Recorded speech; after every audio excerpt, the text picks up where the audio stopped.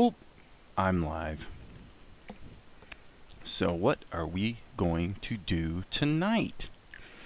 That's the exciting question, and as I can see, I've got 3 concurrent viewers already. Okay, that's a little weird. Thank you, guys. I don't usually get that many people like showing up right out of the gate. Hey, Inio-san. You appear to be the first one here. Okay, so what are we going to do tonight? I have a few things on my mind, and to a degree, friends, I'm going to leave it up to you. Things are humming right along on Salt and Light, and the shot that I was working on the other day in Tahoma, got it inked, got it painted, and I believe while I was vociferously and effusively ruminating about all things political the other night, hey, Amar, which I'm not going to do tonight. I mentioned in Darren T's live stream that, hey, Steve, you get a bit of this morning after feeling after talking too passionately about, the state of the world and all this sort of thing. So anyway, here's what here are my ideas for tonight. And again, thanks you guys for being here. I appreciate that. Option A is same old, same old. And what I mean by that is we just kind of work on the show. I'm actually leaning against that. So my other 3 topics are earthing, which you guys are going to be like, oh, Krita 5, and music stuff. So if anyone has a strong opinion about that, I think what I'll do, since we're early in the live stream, and technically I'm not even supposed to be live for like 3 more minutes. Okay, so, but I wanted to mention this. If you've never heard of this, there's only a few of you here, but have any of you guys heard of this? Have you heard of this thing called earthing? Simple yes or no. Have you ever heard of it? Does that terminology mean something to you? Let me know in the chat, and I'll kind of show you what I'm talking about. This is very important, especially if you're like Amar, I know is okay. So Inio-san says no. Okay, so here's the deal. I had mentioned earlier this week that I had experienced a little bit of neuropathy in my foot, which I pretty much figured came from playing tennis really aggressively with my son Kyle. So you guys may have had a sports injury at some time in your life or had some other issues going on. And frankly, in our culture, a lot of people suffer from what is broadly characterized as chronic diseases. So the biggies, of course, in our culture are going to be type 2 diabetes, heart disease, and cancer. Those are the biggies. Well, and so I'll cover this very, very quickly, but I just wanted to mention it for those of you who might be interested, because it is the cheapest, simplest, in the arena of what we would call energy medicine. Yes, connect back to the earth. So when you hear about it, usually people are talking about things like walking barefoot in the grass. Okay, but you might be surprised to learn that one of actually my most popular YouTube videos ever is this one that I posted 3 years ago. An earthing device you can make in-home for home use in 10 minutes for almost free. So you can search earthing on my channel and you'll find it if that's something that's of interest to you. But here's basically what's going on. To say nothing of injury, okay? Injury aside, the onset of chronic disease always, basically, is marked by inflammation. Okay, inflammation in your body, and that's inflammation's a good thing. When you have an injury, your body, the whole, I won't get into the science of it. I could, but I'm not going to. The inflammatory process is a necessary process that has to do with getting rid of, obviously, bugs, viruses, bacteria, whatever, that sort of thing. But it also is a part and parcel of the healing process. Okay, so the problem is that because of our diets, because of too many trans fats, which basically make your body's cells impermeable, instead of insulin in your bloodstream being able to come along and deliver sugar into the cell, what happens is that the actual membrane, which is made of fat, becomes impermeable. And so people who suffer from type 2 diabetes, typically what happens is, because the sugar can't be delivered to your cells, what happens is that your body experiences an insulin firestorm where you've got the presence of insulin at high levels in your bloodstream all the time. And the reason for that is because the insulin's basically, your pancreas is in a panic because the insulin can't do its job. Okay, so what we find is if you can get inflammation down, that tends to be extremely helpful on a lot of fronts. Okay, so the most scientific I'll get would be to use the example of a free radical. So what's a free radical? A free radical is you've got a molecule in your body. Let's just draw a stupid little picture here and call it a molecule. Okay, so the molecule bumps into another molecule. Okay, and these two molecules, for whatever reason, they like each other and they join together and they create something new that's useful, let's say. This happens all the time. You can get into all kinds of things like protein folding and all this kind of crap. But the bottom line is that you've got a lot of molecules in your body because cells are made of molecules. Well, what happens is when these processes occur, you wind up with a molecule over here because part of this joins to this one and forms a new one. And then over here you've kind of got the remnants, the leftovers from that process. And the problem is here you've got a molecule that lacks an electron. Okay, so in other words, the atoms that make up that molecule, there's electrons missing. So what happens in the simplest possible terms is that this molecule will go around searching for a molecule from which it can steal an electron. And then it steals that electron and then it's happy. So now this molecule is happy, but the problem is that if you don't have an abundance of free electrons in your body, this molecule is now happy, but the reason it's happy is because it had to steal the electron from another molecule. And now that molecule is unhappy. And this is the damage that we talk about being from free radicals. Okay? So this is just as a simple example of where you can get a tremendous benefit in a hurry from earthing, is that when you're connected to ground, or either by going out and walking barefoot or by having a device that grounds you, like you can buy them on Amazon for $20 or something, but you can get like a pillowcase that's actually set up for there's like wire mesh through it, and what you do is you take the plug and you plug it into an outlet in your house, but you just plug it into the ground jack. You don't plug it into the power, you just plug it into the ground jack. So now that pillowcase is connected to ground, and what happens is while you're sleeping you have essentially an unlimited flow of free electrons into your body. And they've tested this in like neonatal, what is that what it's called, neonatal natal units, like babies, people who aren't going to be experiencing the placebo effect. Okay, like babies, when they ground them, when they connect them to ground, they immediately see their vital signs improve. People routinely report things like better sleep, yada yada yada. For me, I could do a really deep dive with you on energy medicine, because I've invested quite a lot of money actually over the last several years of my life in different energy medicine related solutions like PEMF, which is quite useful, cold laser, and this is all kind of revolving around my partner Valerie's condition.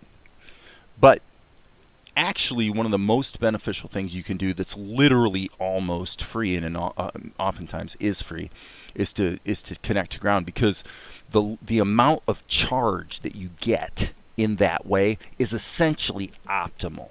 So you can spend actually a hell of a lot of money on devices that generate microcurrent and things like that, and they have their place, but the most optimal source of electrons is actually straight from the earth, because it's kind of like that's what you were designed to get, kind of thing.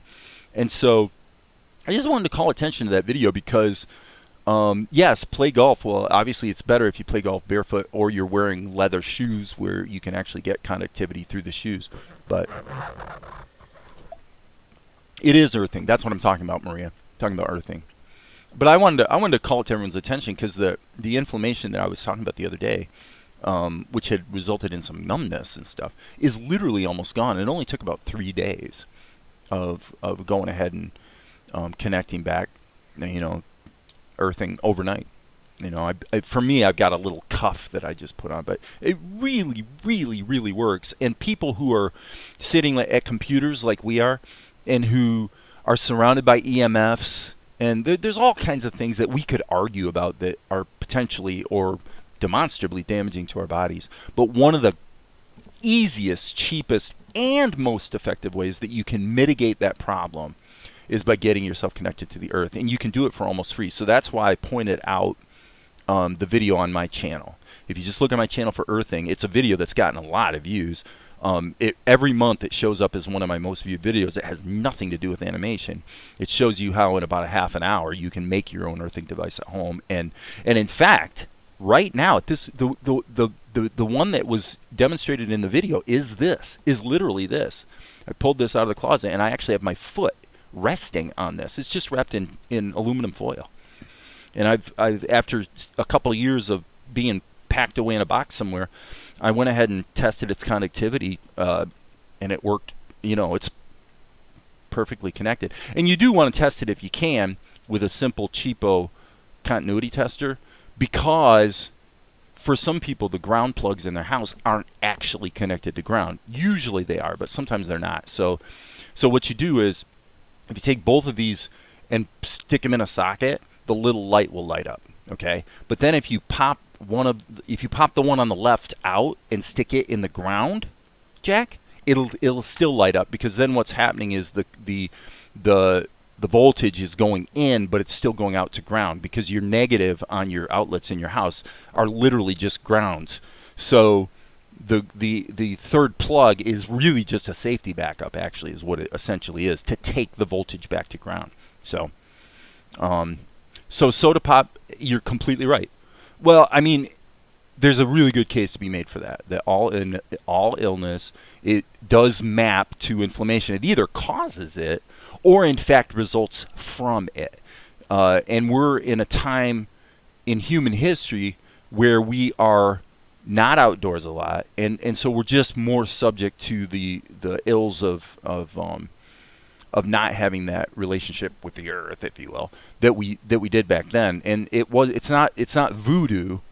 It's there's really good science behind it. And so, like I said about free radicals, if you basically just want to feel better, sleep better, get your energy back if you're over 40, yada yada yada, take a really, really hard look at this, because you will probably, like zillions of other people have done, you'll discover it's amazingly useful, and, as I say, basically free. So, Amar, you keep mentioning mucus, and mucus is part of that process, certainly. So, hey, Dirt, you return. What's happening? Okay, so anyway, I just wanted to mention that because it was just really striking to see how useful it turned out to be just in the last 3 days for me. So now the question becomes, do we want to talk about Krita 5 or do we want to talk about music? I'm going to, and by the way, there's just a plethora of good information on YouTube about earthing. Some of it does get into the esoteric side of it, and I can see why people would go in that direction, but basically, just know that it's not voodoo, and it's not something that's not well substantiated. At this point in history, people have been really looking hard at this for about 20 years, and it's old news, frankly. And if I was going to tell a person, okay, what are the two things you can do to absolutely optimize your health at this stage in your life? It would be two things. One would be to get rid of trans fats. In other words, canola oil. I would get all the canola oil out of my house, because it's a fat that's been industrially modified, you might say, where it does, your body makes, every cell in your body has a membrane that's made of fat. So the fat you eat is the fat that your body's going to use to create those membranes. And if it's made from trans fats, what happens is the membrane of the cell becomes impermeable. Okay, and for many people, what that means in practice is because your cells have a hard time getting sugar into them, then you have way too much insulin in your system for a long period of time, and not only will you will definitely develop prediabetes and or what we call type 2 diabetes, but you'll also have a cascade of other issues that will slowly creep up on you because the overabundance of insulin in your system that isn't able to do its job actually damages your blood vessels and stuff like that. So there's a million zillion things about energy medicine I could talk to you guys about, but basically these are the biggies. Get rid of trans fats and do the earthing thing. Those two things for most Americans would be huge in just helping them feel better and heal better and not be as sick and blah, blah, blah, blah, blah. So anyway, olive oil's good. Yeah, olive oil's good. Coconut oil is quite good, although you want to be careful not to get it to its smoke point. And although some people are going to argue about it, butter is good too. So butter and even some people have problems with dairy for a lot of reasons, sometimes having to do with how cattle are treated and industrial farming and all the rest, and those are all valid criticisms.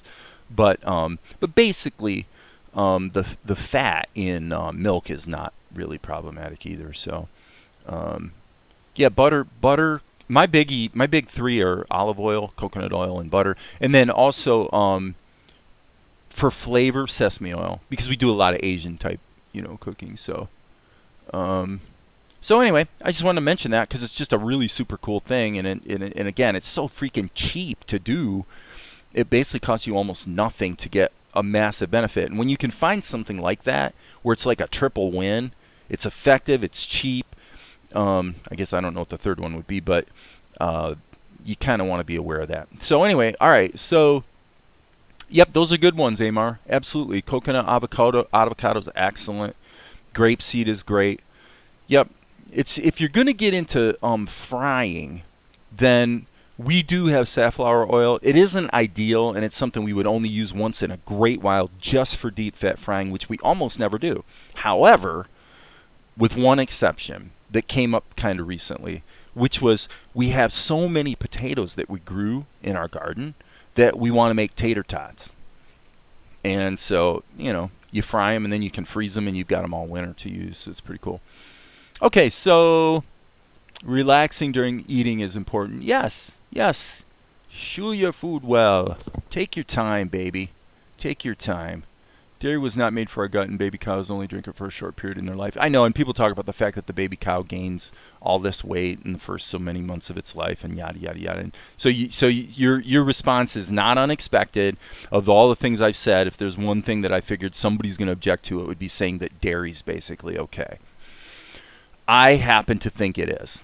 And Clarence Bass agrees with me, by the way. And Clarence Bass is about 85 years old, and he's always been known for about 50 years as Mr. Ripped, like a 2.4% body fat percentage. He was never a big bodybuilder, but he ripped to shreds. In fact, he wrote a book called Ripped, and he's maintained a super low body fat percentage his entire life, and he's very big on drinking milk. So, but that's all opinion. Anyway, so I assume that probably what's going to be of most interest today is going to be Krita 5. Because there were some questions that did come up on Darren's live stream. And so, as I say, we can talk about music, but I'm assuming probably it's Krita 5 that people are kind of curious about. One thing that... And I thought what I'd do is I'd say, look, if you guys have questions about it, I'm pretty much up to speed here. So if you have specific questions about Krita, or especially Krita 5, please post them in the chat, and I'll do my best to answer them. I probably will have the answers, but I might not, so we'll see. So anything that comes to mind right now, you guys, about Krita 5, just go ahead and smack it into the... yeah, Jack Lalonde. Yep, he lived to be 96 or something. Okay, so with that, I open it up to you guys. I'll doodle here for a moment, and then look up at the chat and see if anybody's got specific questions about Krita. I will say one of the things that came up was clone frames. So as you guys know, in Tahoma, when we create a drawing, let's just make this a raster brush because I like my raster brushes, my paintbrushes. By the way, the my paintbrush engine is now in Krita, although they didn't implement it. They didn't include the whole library of my paintbrushes like a lot of frankly, like OpenTunes does or Tahoma. I think there's only like 5 or 6 brushes in Krita right now, you know, on delivery that utilize the my paintbrush engine, but it is in there and you can use it. So. Okay, so when we create a drawing in Tahoma, and then we use that drawing later in our timesheet or our X sheet, and we have other drawings in here. This is always what other applications like Krita would now call a clone. In other words, there's really only one drawing, and these are just referencing that drawing. So the question becomes, okay, we have clone frames in Krita now. Number one, why should I care? And number two, how do I use it? Okay. The reason you would care is because if, for example, I go to, I think I'm set at 24 frames a second right now, so I'll just go to frame 3 and hit insert. And I'll turn on my onion skin so I can kind of see what I'm doing. But let's say I draw the second picture of Asher. And then later on, for whatever reason, I want to reuse this drawing. Okay, this is kind of significant because until Krita 5, essentially every time you reused a frame like that, I hit Control Drag and I dragged it over here. You've got a bunch of things that are kind of disadvantageous. One is your memory consumption goes up because these are treated as separate drawings. So if I put a stupid mustache on Asher here, well, okay, I accidentally just put that on the next frame, but as you can see, these are 2 independent drawings. They bear no relationship with each other. And so you not only would have a larger memory footprint because of that, but also it's a fundamentally not procedural workflow. Meaning, if you said, I want to do all my animation with this single drawing, maybe it's puppet style animation, I don't really want to, what if I have to make a change to this drawing? I say, well, I left his left eyebrow out. I forgot his left eyebrow. Well, this frame does not register that change, and so effectively I've got to go through potentially a zillion frames and change them all. Okay, that has now been solved. Okay, so I'm going to hit Control-Shift-X and get rid of, I don't know if that's a default hotkey though. I think it's not. Okay, Maria, I'll get to your question here in just a second. So all you do now is if you move a keyframe, it's just going to move it. If you hit Control, it's going to make a copy, which is the standard behavior before. It used to be that if we hit Alt and moved a keyframe, it would ripple edit all the downstream keyframes would move. That doesn't happen anymore. Now if you hit Alt, you create a clone. So now if I hit Alt and drag here, this is a clone of this. And you can see that they both have this sort of zebra stripe thing on them. And now if I go in here and add the stupid mustache, you can see that every drawing that references that same clone will use that mustache. So now if I take this one and do the same thing, hit Alt and put it here, I could actually go Alt and make a zillion clones so that I get something like this going on, okay? And these are all referencing back to these 2 original drawings. Makes sense? So now one question might become, well, how do I do my ripple editing that I used to do? Now you do it with Shift Control Drag. So I hit Shift Control Drag, and when I pick up a keyframe to move it, everything moves with it. Takes everything that's downstream and ripple edits it, which is, I've used that a zillion times. That comes up a lot. So now I can put that back. Okay, so now checkers make you nervous. Don't know why that would be, but let's figure it out. I'm pretty sure if we go into our Krita settings, and it's probably the canvas. No. Let's just see. General. It is here, just so you know. Window background. Don't know that that's it. Background image. Overrides color. Let me clear it. I don't really want to clear it though. So that would be for a background other than the checkerboard. I am really sure this is doable though. Let me just kind of see here. I would ask you, Maria, if you would, to Google that, how to get rid of the checkerboard, because I'm really sure there's a way to do it, and I've seen it. By the way, Amar, this is what I was talking about today when I mentioned it on Darren T's live stream. If you go into your display settings, I use OpenGL. I'm not saying that everything that could be done in Krita is graphics accelerated the way it would in a really well optimized game, because game engines are basically 3D, and you know, Krita's a 2D app. So what it does is it does acceleration using either OpenGL or is it Direct 3D? Yeah, via Angle, which I assume is probably an open source library that wraps the DirectX interface.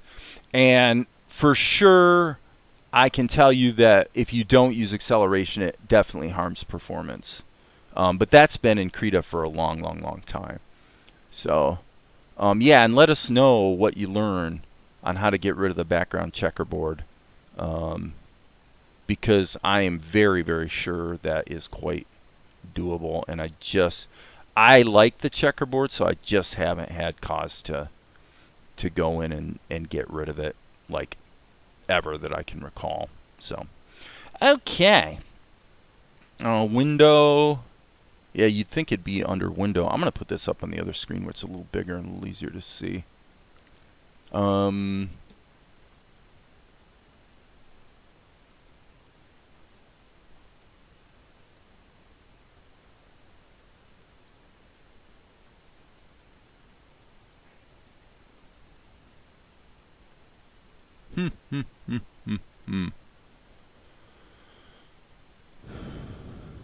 I'm giving it a couple more minutes just to see if I can find it quickly in the other window, and I'm not really seeing it. Okay, here's another thing, by the way, guys. This is a biggie. There's a few biggies in Krita 5, and this is why I'm spending time with it, is because literally almost everything I've been complaining about for the last couple of years, they have fixed. This is another one.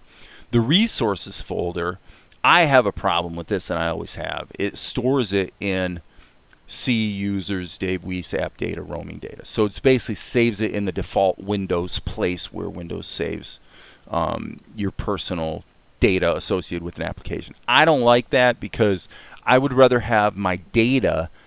Hard drive space is cheap nowadays. I'd rather have my configuration data bundled with the application, so that if I were to move the application to another machine, it would retain the same configuration. We now have the ability to specifically tell Krita where we want it to save our resources, which I think pretty much includes everything from your hotkeys, your brush presets. Another thing that's let me see. You can change the transparency in settings display under transparency checkerboard. Settings. Okay, so it is not in. Is it under configure Krita? Yeah, Amar's flagging that. So settings display, which is where I was here. Oh, where it does the OpenGL thing. Okay, grid settings. There it is. There it is, guys. Grid settings. So you can turn its opacity to nothing. And why didn't that work? I don't know. And I'm not going to necessarily try to... Oh, I'm sorry. That's the selection overlay. I grabbed the wrong thing, didn't I? I'm a silly goose. Transparency checkerboard, canvas border color. Yeah, and I don't think I'm gonna mess with my settings, but I will just say, obviously you found it. Experiment, and you'll figure out how to make it, how to dial it in for you, as Darren likes to say. So, take a quick sip of my tasty beverage. Cool. Yeah, and I mean, there's literally almost nothing in Krita that isn't configurable in that type of a way. If you right mouse click, I tend to use this a lot. I don't jump into the full set of brushes that often. So I like to find the brushes that I really like, and then I put them in my favorites, or I create a new tag like Dave or something. And up until now, this entire resource management system has been terrible, to put it kindly. In other words, what do I mean by that?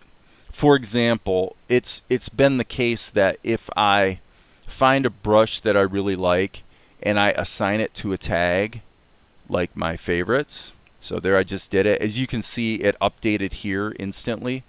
So now we see that brush. Okay, this entire system was badly broken ever since I've been using Krita. In that it wouldn't remember your settings. You'll spend a bunch of time dialing this in so that the pop-up gives you just the brushes you want. You close Krita, you reopen Krita, all the settings go back to what they were before you made the changes. That type of thing happened all the time. And in the Krita 5, like in the release docs and whatnot, they have, one of the things they were emphasizing prior to the 5 release, which of course this is still beta, was complete overhaul of the resource management system. So clearly it's an issue they've been aware of, and so far seems to work as advertised. So I'm really happy about that. The other thing that I've mentioned being a big win for me, that's been a kind of a deal buster to a degree between Krita and Tahoma, is that the render animation settings in Krita 5 are stored with the Krita file. So that means I can open this shot up later, do some more work on it, and just hit Control R to render, and it's going to have all the settings. It's going to remember where it's supposed to render to, which for my project, because it's so big, is really important. If I have to go through and every single time I open a file, go through and change these settings and make sure I get the path typed in right, or browse for it, which is even worse, that's what I've always had to do. I don't anymore. So that's a huge win. Okay, so I'm going to look here at the... but that's not the issue. The issue is when you set up your file and create a new file. Amar, let's see, that's timestamped 3 minutes ago, so I assume you're talking about the issues when you set up your file and create a new file. Under the content, that is where you set the default background. Well, we're kind of, yes, we're kind of getting into some things about, like your initial Krita file. When you create a new one, for example, typically Krita does create a layer called background, and it isn't actually by default treated or handled the way other layers are. So usually when I open a new Krita file, and this has been my practice for a long time, the first thing I do is actually delete the background. It looks to me like it doesn't really delete it. If I add another layer, then I can delete it. But all I'll say is this, you can investigate it further yourselves, but the idea, the concept of a background is a little different than a normal paint layer. And I don't even know what all the differences are. So if Amar, if you know, you can put something in the chat. So never had that problem in Krita, and I've been using it for years. With the resources, you mean, Steve? Is that what you're referring to, the resource management? If you've always used it on, especially on a single machine, you'd probably be less likely to bump into resource problems, because you know your application is a moving target where it just evolves with you over time. It's when you try to change something. Yeah, okay.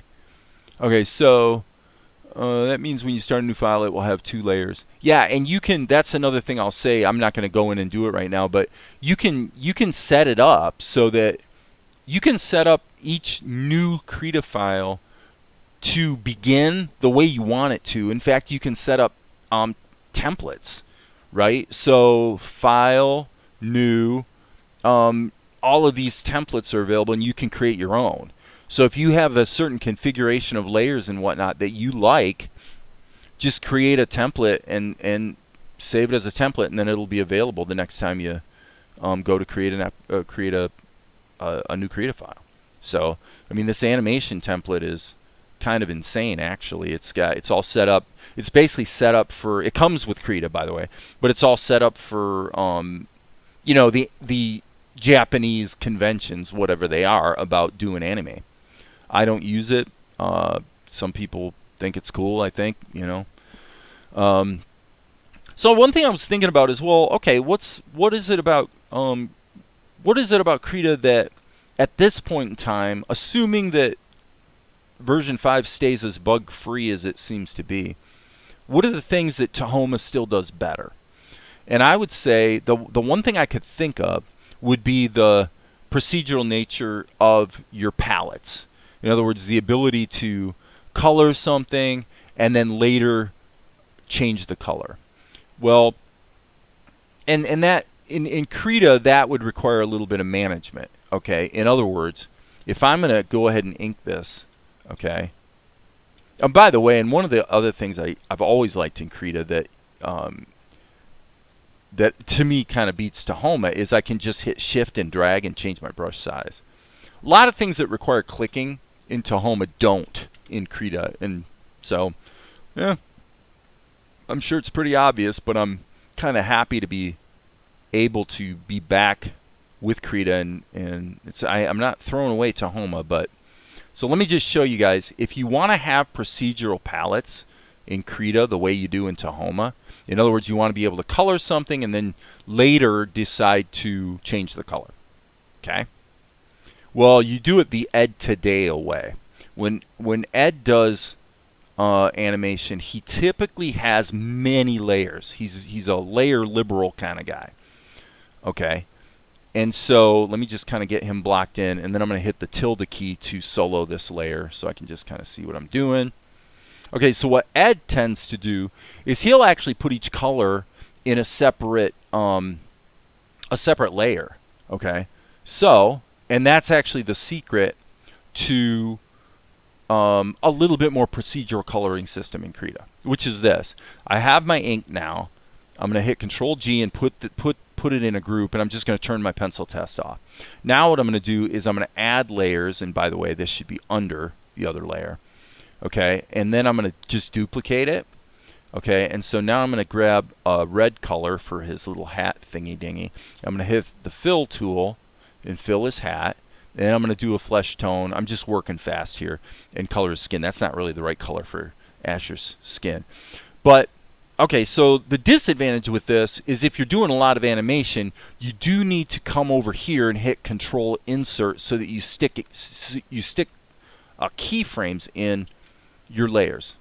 Okay, because anywhere where you have it animated and you've got to change your, you need to paint another cell, you're going to want another animation keyframe. So that's something to keep in mind. But then if I want to, let me just see what I've got here. Okay, let's say I want him to be wearing a green hat today.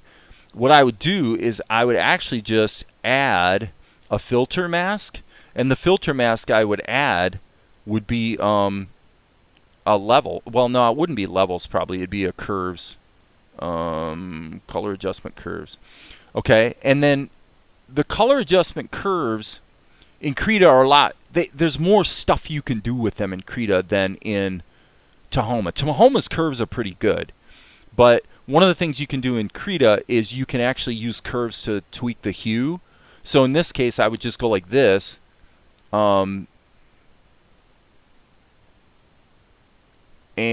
have we found a bug here? Let me check something. Oh, that's his hat. Okay. All right, so let me just, I'm going to hit F3. Fortunately, they brought back the hotkey for that. All right, so let me just check this. Okay, so you can see I'm changing the color. But what I can do here is go to the hue setting, and I don't know why it's not rotating. Could be I just found a bug, because normally, okay, it is working. It is working. But basically, you can make hue adjustments with curves. And it's normally, you'd see a lot more change than I'm seeing here. So I am kind of seeing that as something that seems to be a little different. There, okay. It's taking the low end, because it is actually technically a fairly dark color. And you can rotate the hue. And because this is a filter mask, that means every animated frame on this layer is going to have that change on it. And you can always just deactivate the filter mask.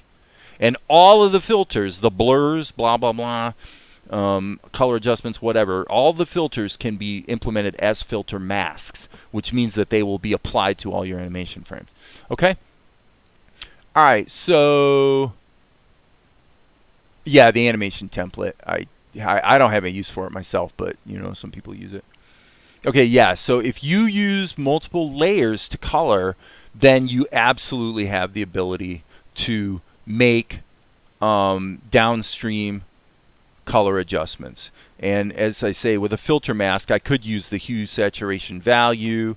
You know, you pick it. I don't know if the levels I don't know if levels lets you do a hue adjustment. I usually use curves for everything, man. So I would just grab the hue, and now I can make adjustments to his skin, and each individual color, you know, is controlled separately.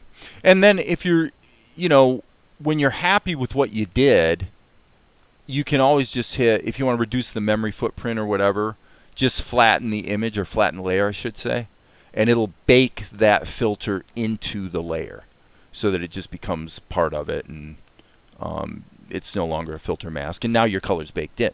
So that's another thing I like about Krita is once I've got something fairly complicated going, I can duplicate a very complex grouped set of layers, but then take the duplicate and go merge group and just bake it down. But I've still got this backup copy in case I need it, right? And so that way I get the performance I want. So you can do reference layers. That's something that would be cool. Okay. I'll tell you, Soda Pop, I have not been able to crash Krita 5, and I don't think it's clunky. I'm telling you that everything I've complained about for the last 2 years seems to be fixed in Krita 5 beta. So hopefully the final release won't introduce new bugs that aren't in the program now. Because like I said, I've been running with it for like 3 days, and it has not crashed, which is like never happened before. Okay, I want to look at what Amar said about reference layers now. That's something that would be cool. I don't like having the paint on the same layer as the ink or line art. Okay, yeah, Amar, that's nothing new though. What you're seeing here is not new. This has been in Krita for a long time. Where if you, like, this is my ink layer, and you can put your paint in separate layers, and in the fill tool, you can decide whether it's going to look at all layers to decide what to fill or just the current layer. So that's all, but that's been configurable for a long time. So when you talk about reference layers, I think this might be what you mean. So here's the stuff I'm animating, and let's just say I create another layer like this, just sort of a dummy layer, and let's say I make it kind of like a blue pencil kind of thing, and I say, well, this is my plan. I'm going to have Asher's head over here, and then on frame 4 or 5, I'm going to have him move over to here, which actually happened in the last shot I did. It was pretty much the same type of a situation. Okay. And then just turn this down, and then that serves as your guide for all of your operations. And there are no animation keys, which means it doesn't matter what frame I'm on. I can go into this reference layer and go ahead and make more notations so that this becomes my guide. And if it's easier, of course, I can put it on the bottom instead of on the top. But that's nothing new, though, really, for Krita. Okay, so if you can animate in CSP, then you can animate in Krita 5. I would say so. I mean, everything you've ever told me about Krita, about CSP that is great. I've never liked the interface. That's just my taste. But it seems like everything CSP has that's important to me is in Krita now. The one caveat would be really, really, really high quality vector editing. Okay, and the kind of the answer to that question would be I don't know. Oops, I didn't mean to do that. I'm going to go here. I'm going to click this little pop-up, and I'm going to create a vector layer. Okay, so now I've got a vector layer, and then let's just say for simplicity, I'll use the Bezier curve tool. So now what I'm essentially doing is constructing a little ink job here, and it's going to be kind of simplified because I'm just trying to do this for demonstration purposes. Okay, so I'm using the Bezier curve tool to create a shape. Okay, now editability, I don't know. In Krita 5, I don't know. Let's find out.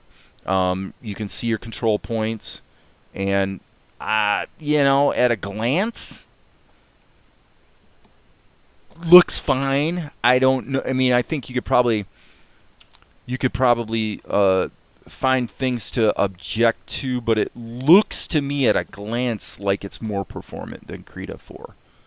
I would say. Let me see if I hit Control. Yep, Control.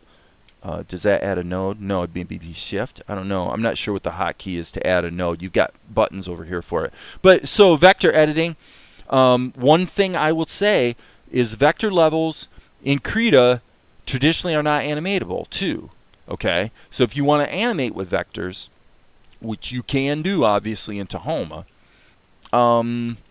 my thinking is, number one, let's find out. Okay, so I'll go to the vector level or layer. I'm going to hit Control Insert and see what happens. Okay, it doesn't seem to be creating an animation keyframe. What I would be able to do is add a transform mask to this level or this layer. Okay, so if I have a vector shape and I want to animate it, I can do it by adding keyframes this way in the timeline, and then actually strike something here. Hang on, I want to see something because it just added it added the keyframes in the curve editor. Let me see. Yeah, but it does not animate them. So I'm pretty sure we still don't have animation in vector levels. So you can't morph a shape. Okay. What you can do is what I was just demonstrating is put in a couple keyframes on a transform mask and then animate the transform mask, and then any layers that are affected by that transform mask will be transformed.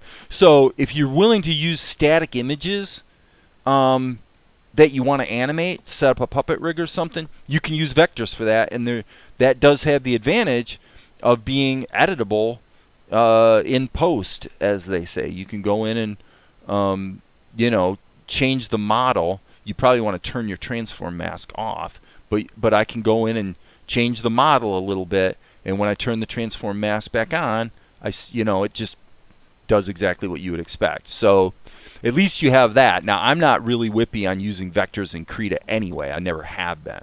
So, okay. But CSP, Soda Pop or AMAR can, in Clip Studio Paint, can you animate vector nodes, though, over time?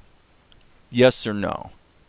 Can you create a shape and then have it morph into a new shape over 10 frames or sort of that type of thing? I mean, obviously you can do it in Tahoma, and if anyone doesn't know how you do that and you want to know, I can show you. Because you can, it requires a little bit of planning ahead, but you can morph vector shapes in Tahoma. I just don't like to use them that much because the fill operations tend to be really persnickety. So for me, if you really want to use vectors, actually this is what I would suggest to anybody that's really dying to use vectors, is create your drawing in a vector level. Let me just show you what I would do. Create your vector layer. Okay, and then again, typically you're thinking in terms of construction, so I'm going to go ahead and use the Bezier curve tool, and I'll just create a shape here. Okay, so I created my vector level. And by the way, it doesn't have to be filled like that. That's just the way I've got it set. You can make it, you can set it so it's not filled, so that then I get this, right? Okay. And then if I want to, I'm pretty sure I can go ahead and do a fill up. Well, okay, I don't, maybe I can't with vectors in Krita. But anyway, my point was, what you then want to do is just make a duplicate of the vector layer and then convert the vector layer to a paint layer, which is essentially what you're probably going to do in Tahoma if you're smart. You're going to work with vectors, but then convert them to a smart raster level for filling and animation, probably. So why would you use vectors? The reason you're using vectors is because you're wanting to construct a character and give yourself, you want to hedge your bets and have the ability to edit it later if you have to. Okay? That's what I'm thinking anyway. And if you can't, I don't think you can do that in CSP. So basically, you got pretty much parity between Krita and CSP, although I would suspect that the vector shape editing is more performant in Clip Studio Paint, I would expect. Don't know for sure. It's clunky, though, in Tahoma. In Tahoma, what you need to do is create a vector shape.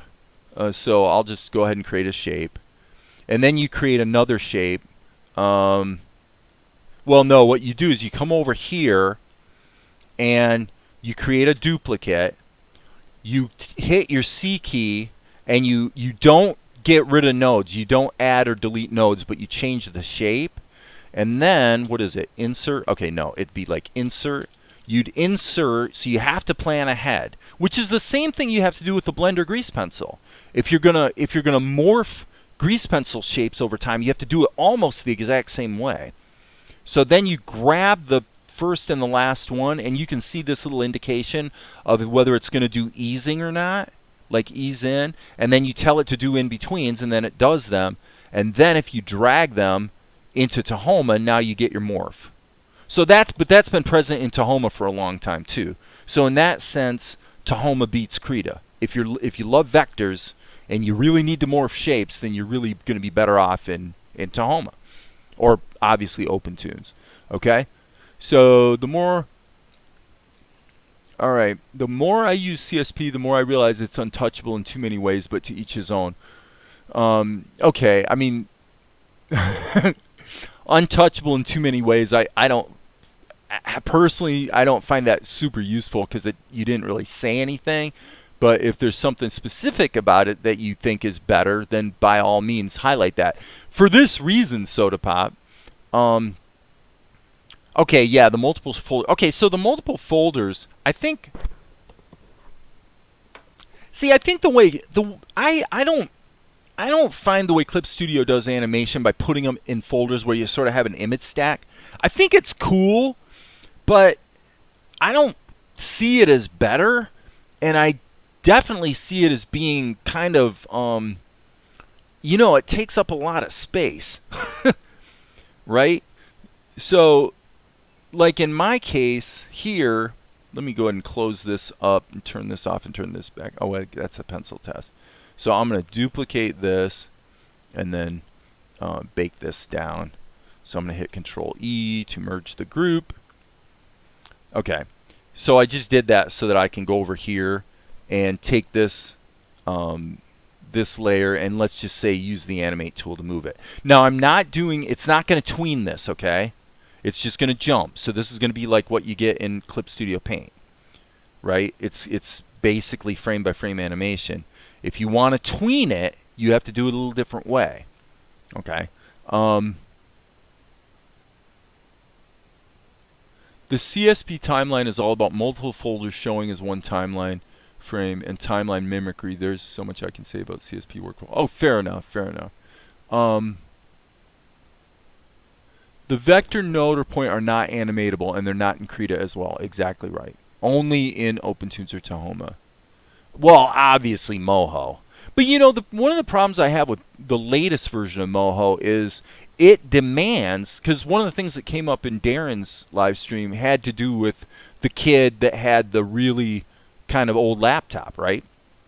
And the thing is, the latest Moho, I think it's demanding OpenGL maybe like version 4, meaning you can't even run the program if you don't have a really, really recent video card. You know, to me, which is kind of silly, but you know, there it is. So if you want tweening in this case, you would not add these additional keyframes.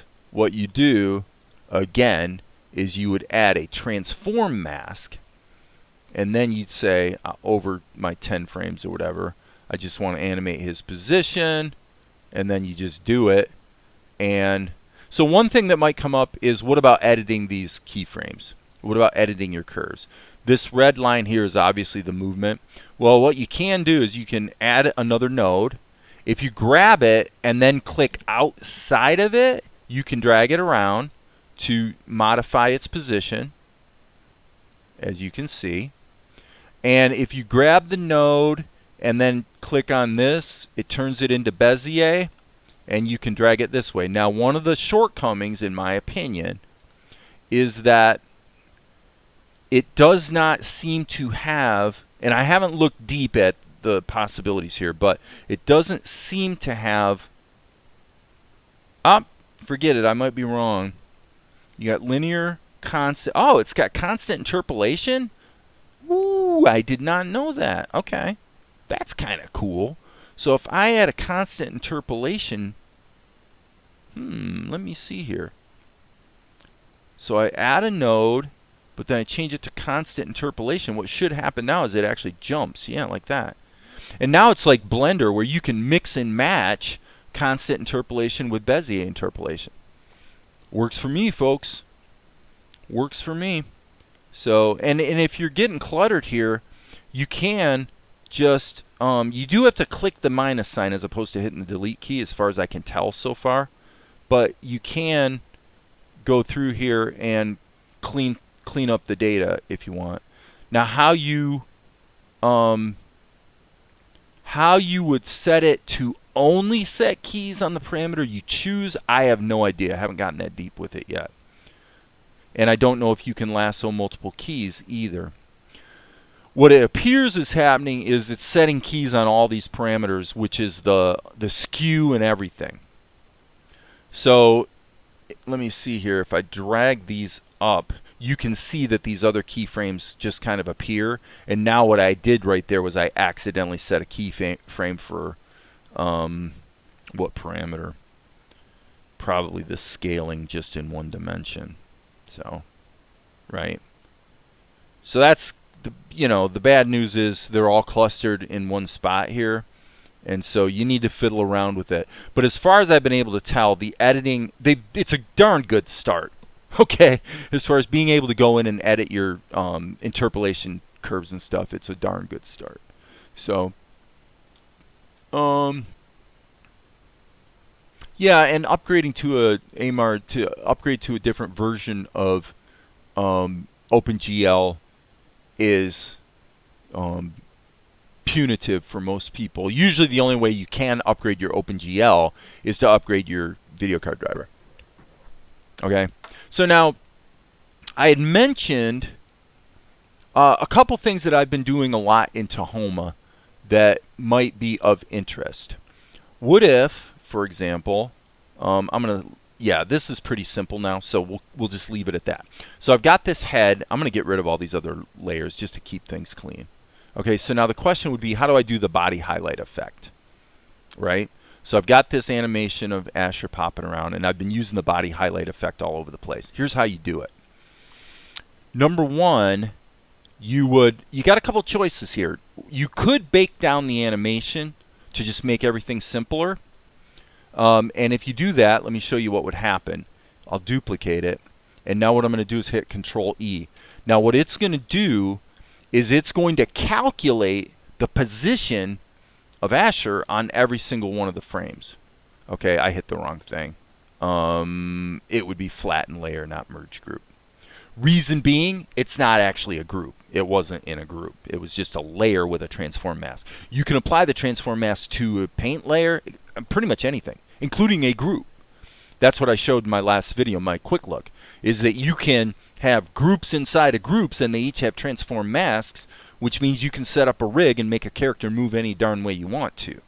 But anyway, now by baking that down, I have this movement. Now the question becomes, well, how do you do the body paint effect? It's like stupidly easy, actually. What you do is you would go ahead and hit Control G to put this in a group, add a second group, and then on the second group, you would just add your transform mask, okay?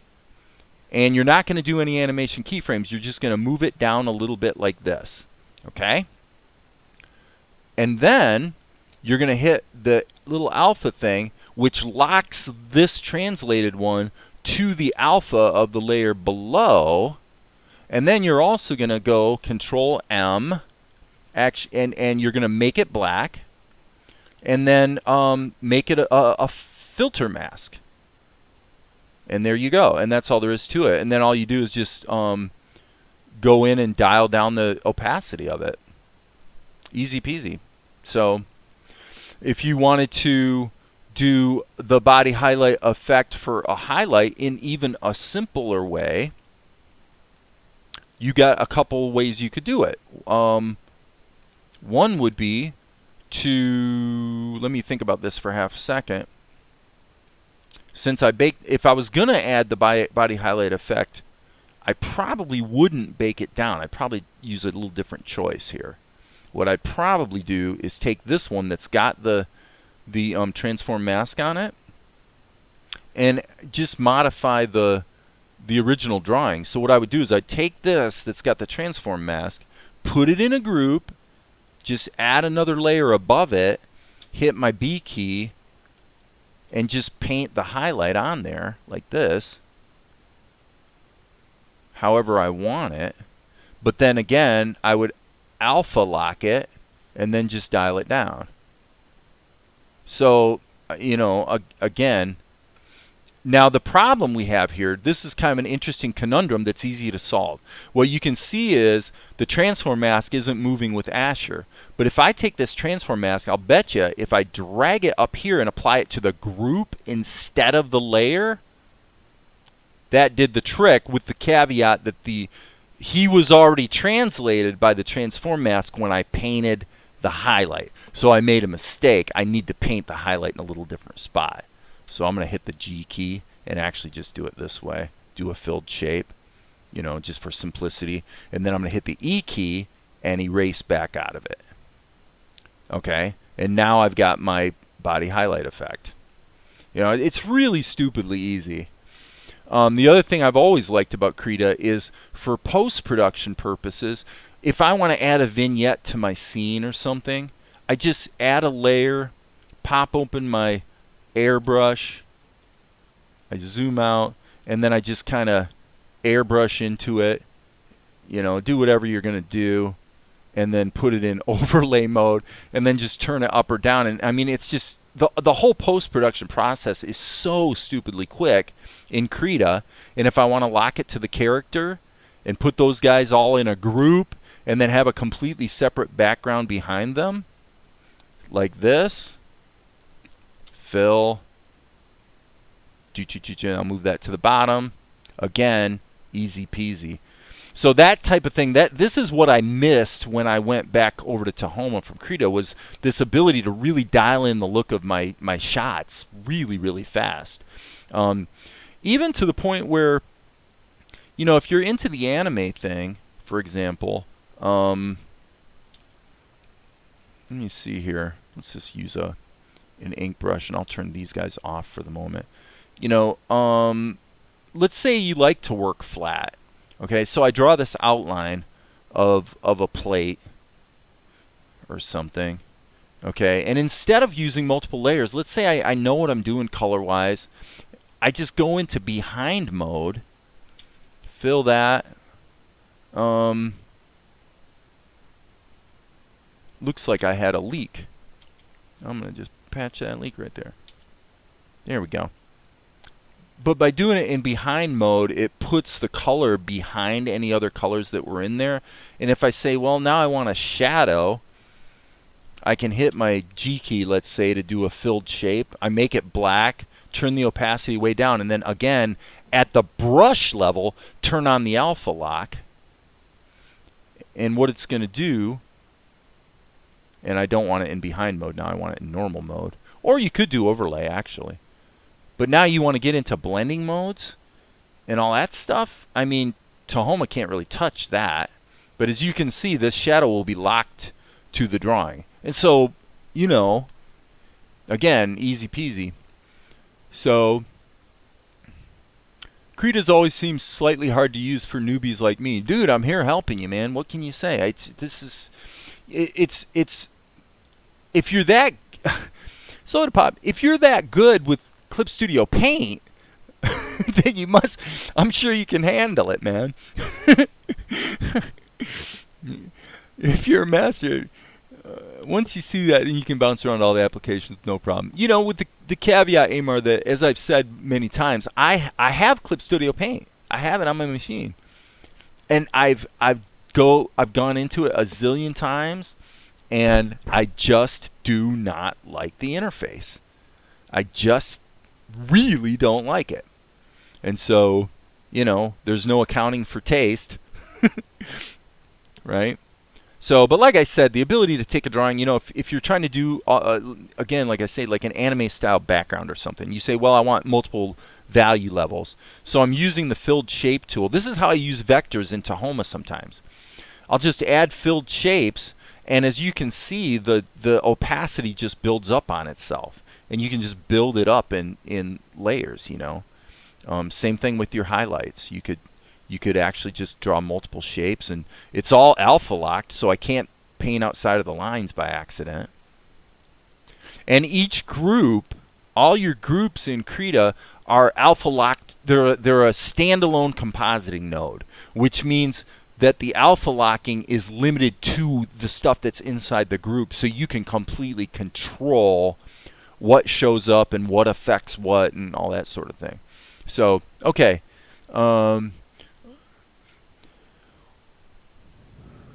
All of these programs, blah, blah, blah, same is true for Maya, 3D Studio, Blender, same program, slightly different UI and workflow. I was referring to SodaPop there. Right, I gotcha. Gotcha. So anyway, I mean, you know, for me, as I told Darren in his live stream today, it's really obvious to me that I'm gonna be back in Krita more, because everything I really always used to wish I could do, I seem to be able to do, and like I said, I can't blow the darn thing up. You know, there's definitely some things that have changed in the timeline. For example, instead of the animation docker, you now just go into the timeline here, and that's where you set your clip start, clip end, and frame rate. So I've got it set to 12 frames per second. Your onion skins, I just clicked that and it popped up in the other window. And so you can completely dial in how you want your onion skins to look. I thought when I used it earlier it was a little bit dark, or a little bit too transparent. So, and you can set the tint color yourself. Like, I don't happen to like green at all, so the red and the blue in Krita is a little, I like a little better than the default red and I think green that you get in Tahoma, but again, it's easy to fix or change. So, okay, so are there any other Krita questions coming up in terms of just how to get to work and do what you're trying to do? If there are, just post them and I'll do my best to answer them, because that's kind of what I figured I'd be doing tonight to a degree. Just because it's fun. It's fun to help people and stuff like that. It's very, very special. Okay. Oh, that's my background, stupid. Smack that back down there. Obviously, as you see, you can always just pick layers up and drag them. But N key snaps you to normal size. M key flips the canvas. So in case you wondered about that, those are just kind of typical things. I've got them set up to work that same way in Tahoma, mainly because I got used to them in Krita. But so with the new mask translation, there's no motion blur, right? No. If you wanted to do motion blur, let's okay. I mean, it's a great question. So let's take a look.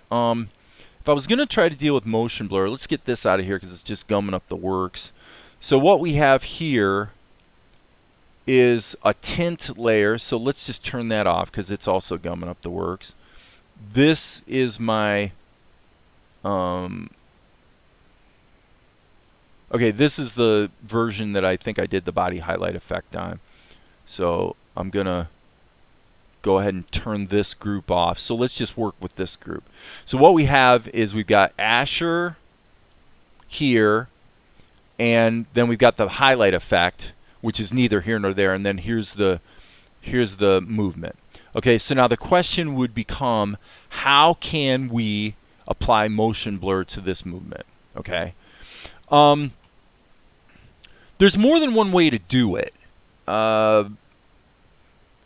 You're bringing up a really interesting question from the standpoint of, let me think about this for just a second. Okay, what you can do is you can animate the transparency of a effect. So I'm going to give this a try. I've never done it this way. I've never tried it, but I'll try. My thinking is what you do is add a filter mask, and the filter mask would be a directional blur or motion blur, okay? So the motion blur lets you specify the direction. So if we crank it up, you can see that we've got a pretty decent motion blur. So as far as the effect being available, no problem. So what I would suspect we would be doing here, and I'm waiting for it to calculate, it looks to me, just to be safe, I think I'm going to apply it to the paint layer. No, that doesn't seem to do the trick. So again, it appears that maybe, I don't know if I've uncovered a bug here. If I hit F3, oh, I'm sorry, I'm editing the wrong thing. I'm sorry.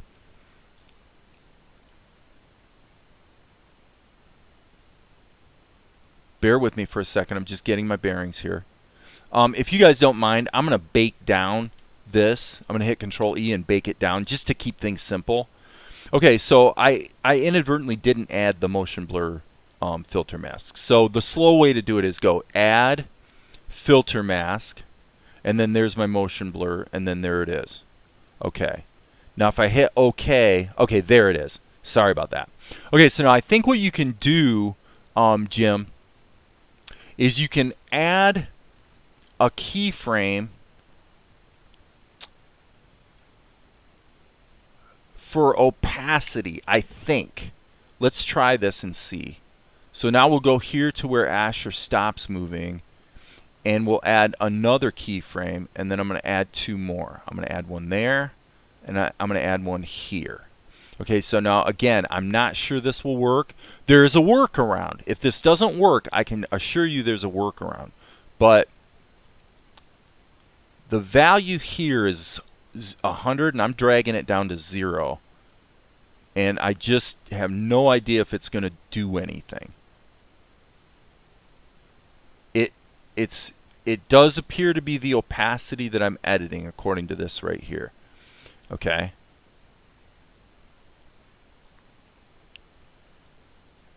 So it looks to me, let's turn it off and on to see if it, okay, so it looks to me like opacity in a filter mask doesn't work. So let me show you what the workaround would be. Okay, couple extra steps, but this is what you do. Okay, follow me here, because it doesn't take very long. This is actually going to be pretty quick. So here we go. You ready? This is what you do. You would simply duplicate the layer of Asher. Oh, I finally blew it up. I finally just got Krita to blow up. It actually just exploded. So it's been a long time coming. It's taken me 3 days, and I finally got it to explode. But that's all right. Let's just go here. I will tell you that just a bit ago, it didn't blow up. I can't remember what the reason was, but I think I just killed it. But whatever, it seemed to have auto-saved. I guess that was on my Linux laptop. So let me see. I guess I'll just pull up something else. So this is a movie poster that I was working on for my distributor. And this is a Photoshop file with zillion layers. So what I'll do here is I'll just isolate Vinny and put him up top here. And then I'm just going to go through and delete all these other layers just to make things clean and simple. Okay, so now we have Vinny in here. Okay, so I'm going to reproduce what I did a minute ago and see if it blows up again, actually. So let's add a transform mask. All right, and we'll just add 2 keys, 1, 2, and then I hit the A key to do the transform. And okay, so now we got Vinny moving across the screen. So what we're wondering is, how do we do the motion blur? What I would do is I would duplicate Vinny. Okay, that does not seem to have blown it up. And then what I would do is I'd get rid of the extra transform mask. We don't need that. I would apply the motion blur to this. All right, just to keep things simple, we'll go like that. Okay. And then what I'm going to do is I'm going to put these 2 guys in a group them, and then make the transform mask apply to the group. And then what I would do is just animate the opacity of the blurred version of it. Now, if you had animation keyframes baked into this, so it wasn't just a static image, that would be okay. You'd still apply the transform mask to it, but then you would apply the transform mask so that it bakes in to the animated keyframes. That's probably hard to follow, so forgive me for that, but here's what you do now with this. I'm going to take this layer, and now I'm going to go ahead and add those additional keyframes. So these are opacity keyframes, right? So I'm adding these opacity keyframes, and then I just do what I did before. So I'm just animating the opacity of the duplicate of the layer that got transformed. And so what happens is, once he starts moving, you see the motion blurred version of it. And if you really want to be meticulous about it, you could do the same thing on this layer, where you make him so that he's actually transparent, or basically make him invisible on the frames where you're just wanting to see the motion blur. So it's not a tough thing to do. It's just you have to understand how to use layers and mix and match them, and then use layer opacity to get the effect you're after. And if we zoom in here, as you can see, that works pretty darn freaking well. Okay, does it make sense? Making sense, buddy? All right. That's where I believe it blew up on me messing around with the transform mask layers. Well, here's the thing that I want to find out here, you guys. Let me do this. I am going to bake this group down. Okay, so I'm going to just go ahead and merge the group. Because what I'm curious about right now, and I want to find this out. So now what it's doing is it takes a little render time, because it's calculating the blur and the motion positions of everything. It's creating a series of baked keyframes. So now you've got 13 individual drawings. Actually 14, since it starts on frame 0. So my question that I want to find out is, what if I take a layer that has animation baked into it and apply the transform mask to that? I think I know what's going to happen, but let's find out. So my thinking is, I'm going to add a keyframe on frame 0, and what's going to happen is it's just going to, irrespective of what's going on in those animation keyframes, it's going to go ahead and, whoops, that's not really what I wanted to do. I really wanted to go shift and scale that up, and let's see if it does what we expected. Yeah, it does. Now, if I wanted to play it safe, I really wouldn't do it this way. I would not do it this way. I would almost always, if I had an animated sequence like this and I wanted to apply a transform mask to it, I'm sure that I would put it in a group first. You can always keep your work way better organized if you put things in groups and then apply the transform mask to the group. It's just a cleaner way to work. And it also gives you the option of adding additional layers inside that group that you might want to, for color correction or whatever the heck you want to do. But again, this gets back to why I'm attracted back to Krita over Tahoma at the moment, is because these types of operations where once you know the software and you just can quickly get what you want, if you just know how to use the layers and the tools at hand.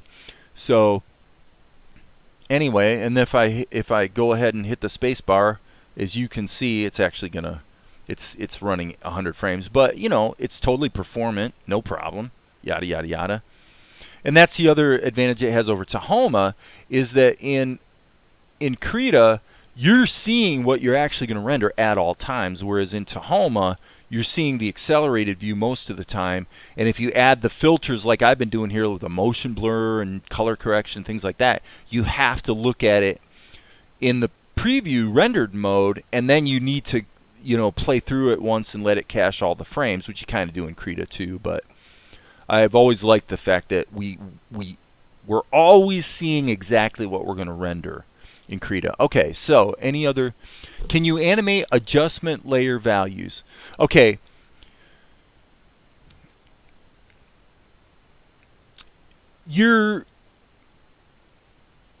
Can you, Amar, do me a favor? The answer is yes and no. Okay. Can you animate the individual filter parameters? No. You can't. But can you, if you understand what you're trying to do in your particular application, can you use transparency layers and multiple adjustment layers together to get the result you're after? Almost certainly. Okay, so my question is, what's an example of something you're wanting to adjust? Like for example, if I wanted Vinny to fade to black, okay, let's say. So that's an adjustment layer thing. Well, you can do that with a curve. Okay, so I could go Control M, and hang on, I just accidentally clicked on the wrong window. Okay, so I could go Control M, and I could color him, turn him black, and I could make that a filter mask. Okay, so now you're going to complain because you're going to say, well, yeah, but I can't adjust the filter mask, the color adjustment layer, I can't adjust that adjustment, so it takes place over time. And you'd be correct. You can't. But if your goal was to fade him to black, I would argue, well, why would you even do it that way? What you would probably want to do is, and this is usually for performance reason, good practice anyway with any animation software, is don't use curves and filters when you can use layers to accomplish the same thing. Okay? So what I would do is I would add another layer, solo that layer, and fill it with black. Come on. There we go. Okay. And then I would alpha lock that layer. It really should be in the group, by the way. Okay. And I would alpha lock that to this, probably. Not necessarily, but you could. And then I would simply animate the opacity of this layer. So go like this, and then just turn the opacity here down to nothing.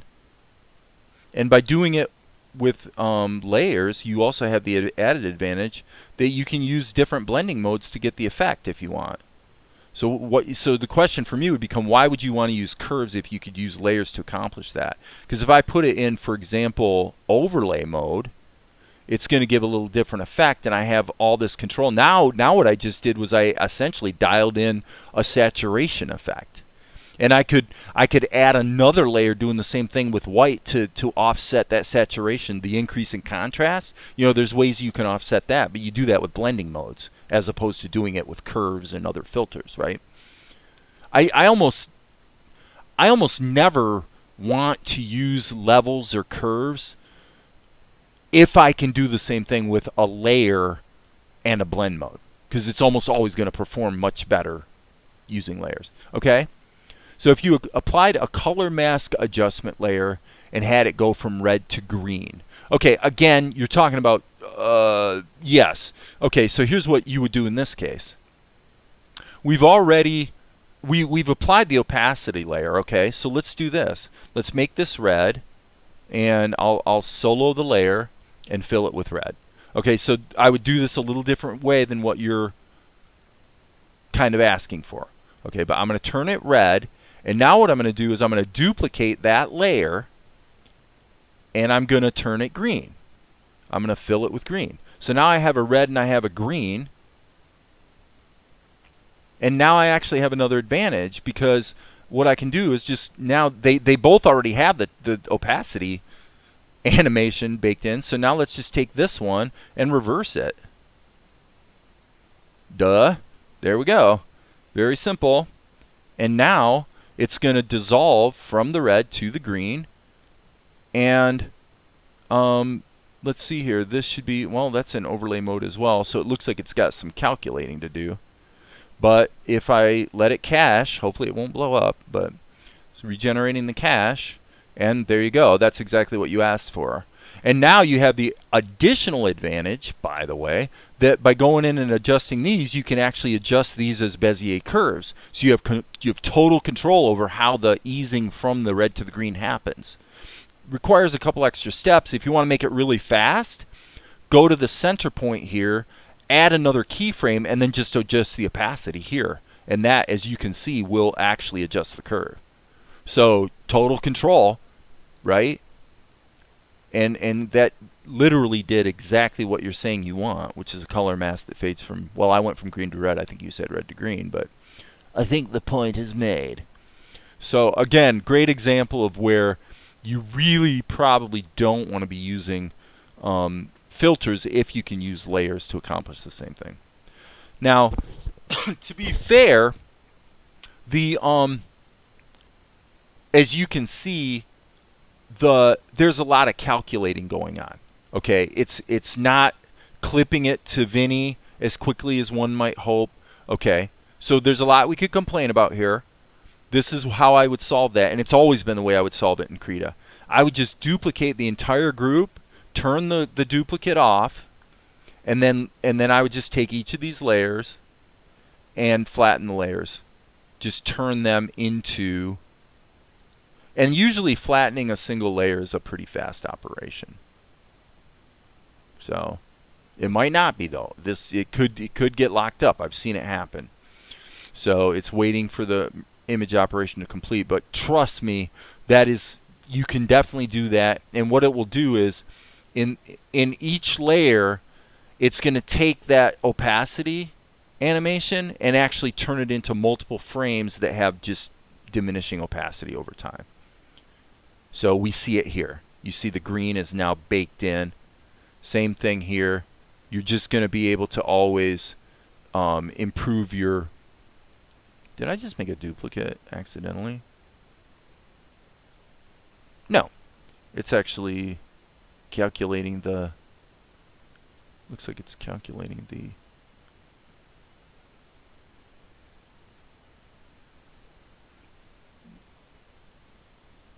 Is that Vinny? Hang on a second.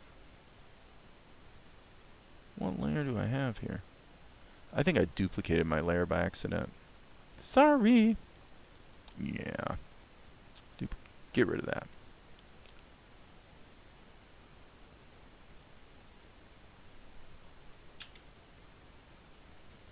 I'm hitting undo here to see if I...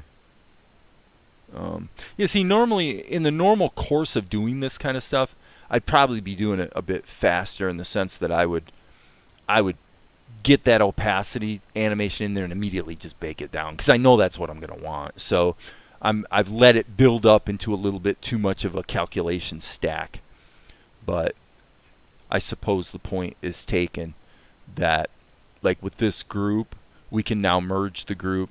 So I understand that my red layer is gone now, okay?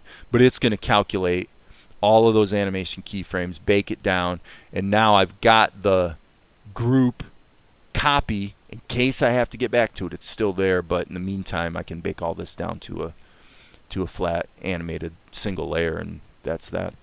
Okay, so that's just going to toggle from red to green, but the intermediate colors are not being applied. Oh yeah, I mean, if you're talking about, if you're trying to spin across the color wheel, you know, screw it. You'd probably be better off to animate your colors in Tahoma. I mean, what you're asking to do is easy in Tahoma.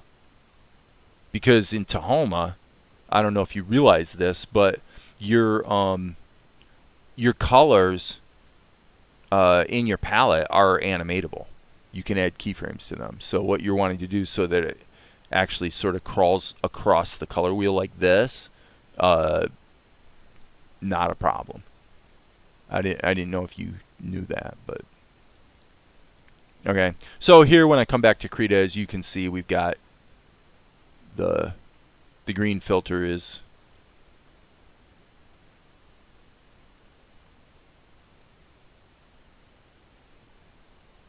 looks to me like it's baked in the same way through the whole thing. So I'm not sure I'm loving that, but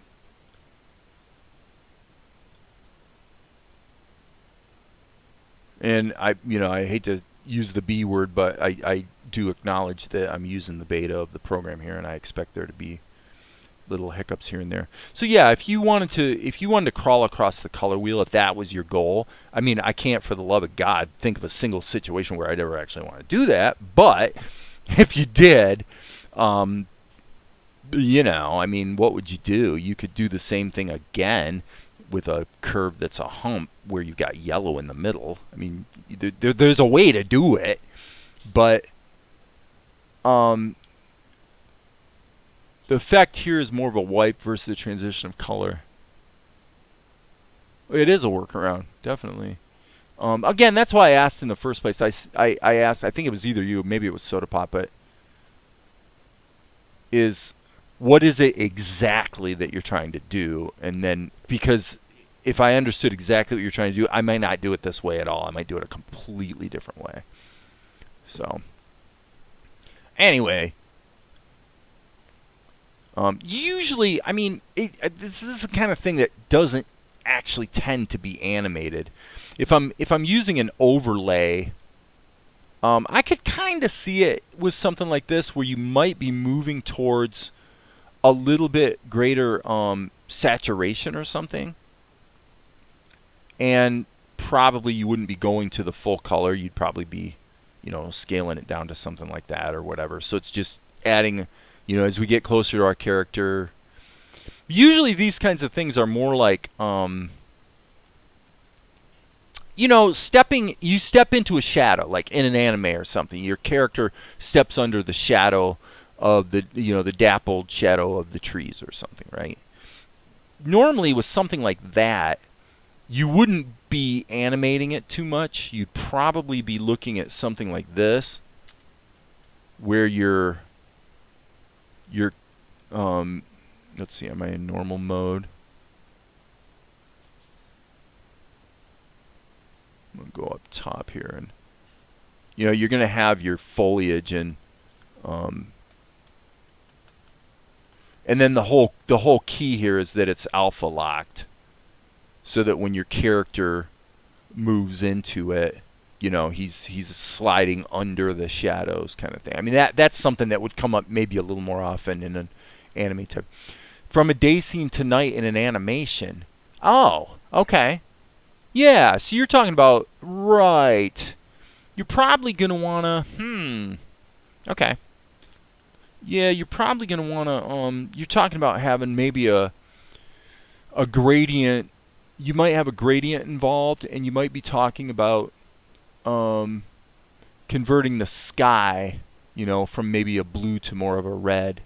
So it seems to me that the example I just gave here is kind of pretty close to what you'd be looking for. Because if you had, let's actually go down here. Let's take this down here. And just let's take Vinny out. We don't need Vinny in here. So now we've got this overlay layer, right? Okay. So let's just put this in practical terms. What you'd actually have would be, so I've got a nice like blue sky. And by the way, I was going to say the fill operations seem to be happening kind of slow here. But keep in mind, I should have thought of this and mentioned this some time ago, and it's the reason why the calculations are taking so long. Be aware, we are working right now with an image that's like 3,500 by 2,600 pixels. It's a very big image. Image, let's see what we have here. A scale image to new size. Yeah, 2,400 by 3,600. That's like completely unrealistic.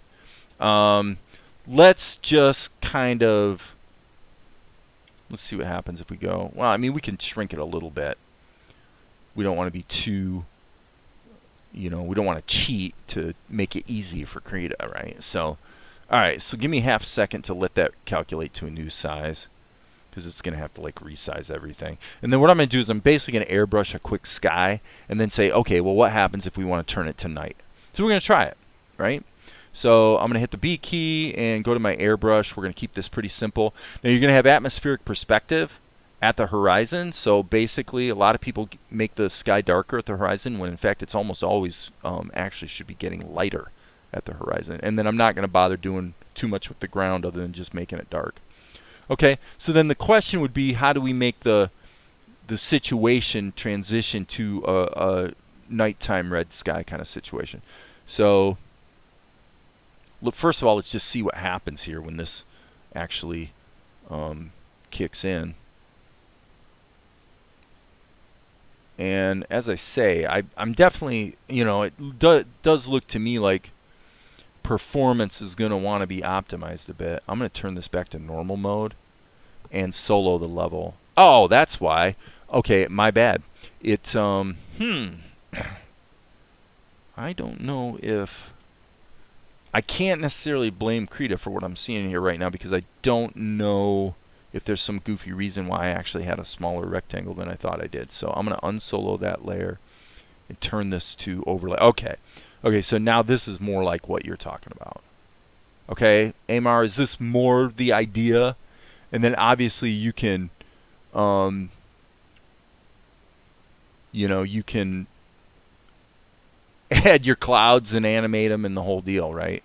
So if I was going to do that, I'd add another layer, make it white, go to my venerable cloud brush, put some clouds in there.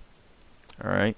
Oh, Krita just blew up again. Okay, well that's twice, and I have no idea why, but that's the only the second time in 3 days, so I'm not complaining too much.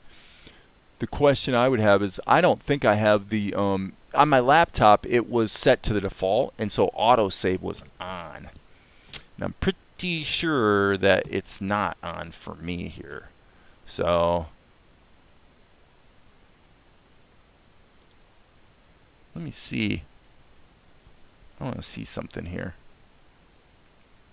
Yeah, okay. Glad I didn't screw that up.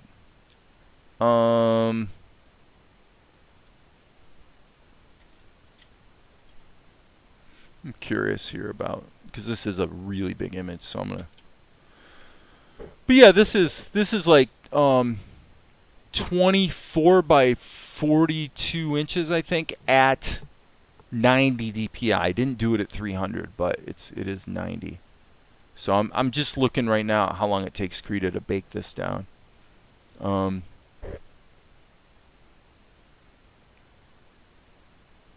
Yes, there are things about the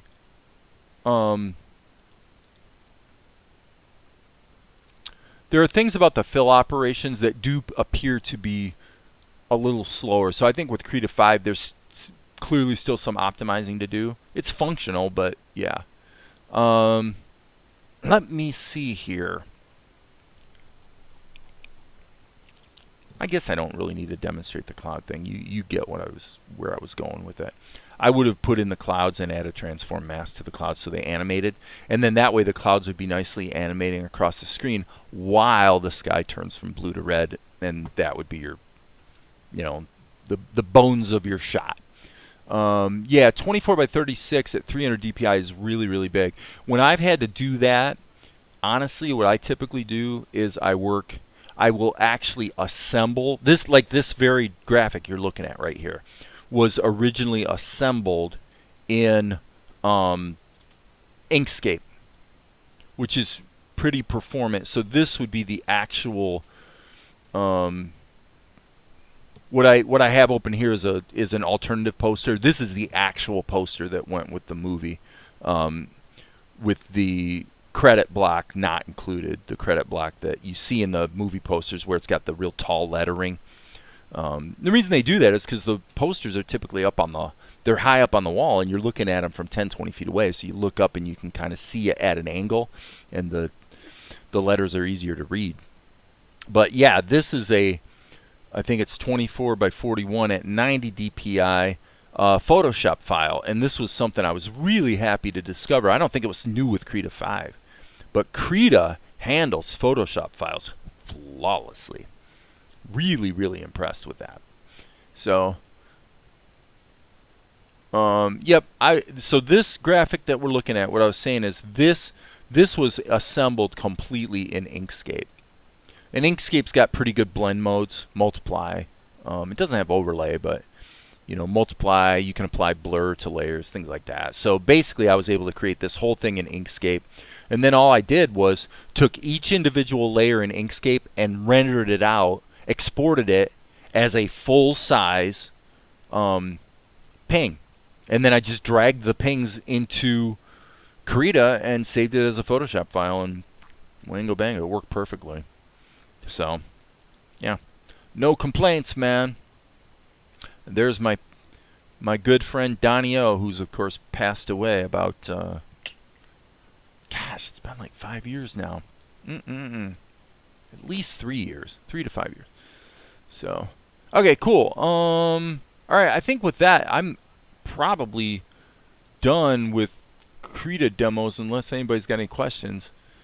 And while I'm waiting to see if that happens, I'm going to take a look at what I got going here. Okay, so I need to get the backgrounds in this drawing, or this scene. So let me just go ahead and go to my recent. I believe it'd be this one. Discard those changes. Load the scene anyway. Yep. Okay, so what we need to do here is get our... I'm sorry, I'm in the wrong screen. We got to get our... I need to open my image browser and get the backgrounds in there. So my background, or my image browser is Faststone Image Viewer, which I use Faststone Image Viewer Portable. So yeah, this was a bunch of graphics. I had to generate all these graphics for my distributor in the last few days. That's one of the reasons why I've been live streaming a little bit less.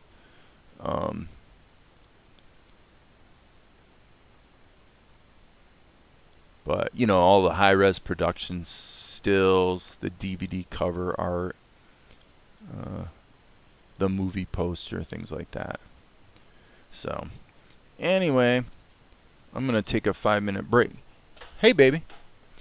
I'm going to take a 5-minute break and smooch on my woman here for half a minute. And then I'm going to come back and add these backgrounds. So that would be in the not clerical errors folder, you silly goose. I want to be in the anime salt and light extras folder. And we're going to hijack these background images yet again, because that's what we need. So I'm going to put this in here. And of course, it's going to load the whole image sequence. Oh, and by the way, that was something else in Krita I wanted to note. I don't know if you guys realize this, but Amar, I wanted to mention this for you particularly. If you're into a procedural workflow and clone frames aren't enough for you, don't forget that you can create a file in Krita, okay? And then you can grab an image like this, and you can drag it into Krita, but bring it in as a file layer. And then it is not editable. Okay? You can add filters to it, filter masks and things like that. You can animate it, but you can't edit it. And if you go on your hard drive and change this painting later, which I've often done, improve it a little bit, load the Krita project back up, if you change these file layers on disk, they do just what you wanted them to do. Your Krita file updates accordingly with all those changes. So I did want to point that out. Okay, with that, I am going to take a couple minute break here. and then get these backgrounds laid in. So just so I don't bore everyone, I guess what I'll do is just let this opening sequence play in a loop, if you guys don't mind. And I'll be back in just a few.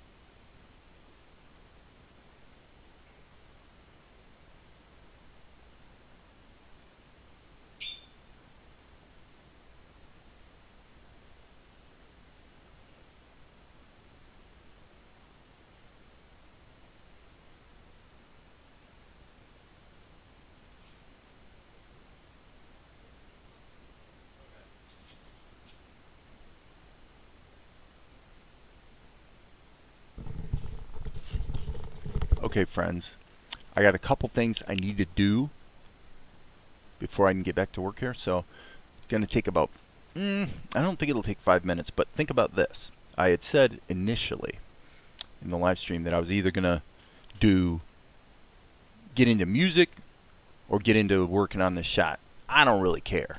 This really isn't much of an animation Truman show tonight, but if you guys would rather talk about music, I've got some ideas that I would be happy to share that people may find useful. I don't know. We can either do that or animation. Again, like I said, I don't really care. It'll be about 3-4 minutes, and then you guys let me know in the chat what you're thinking.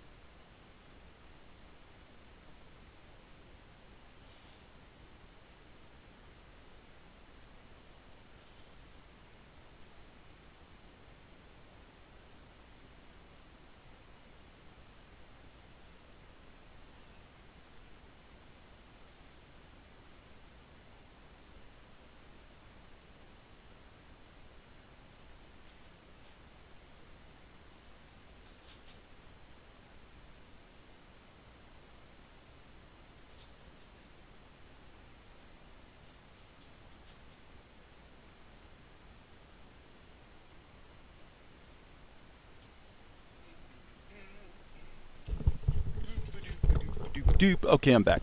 All right. Gotta go to bed. No problem. Depending on which number you start with. Depending by which number you start with, will it flip back to that number? Are you talking about? Are you talking about the Krita timeline or something? Oh, you're talking. Oh, you and Amar are talking about CSP versus. Okay, gotcha. All right. So.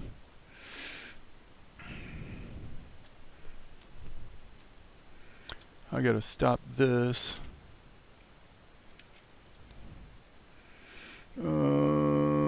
Mel's had the drawing that's got the shading on the right. Asher's got the shading on the left.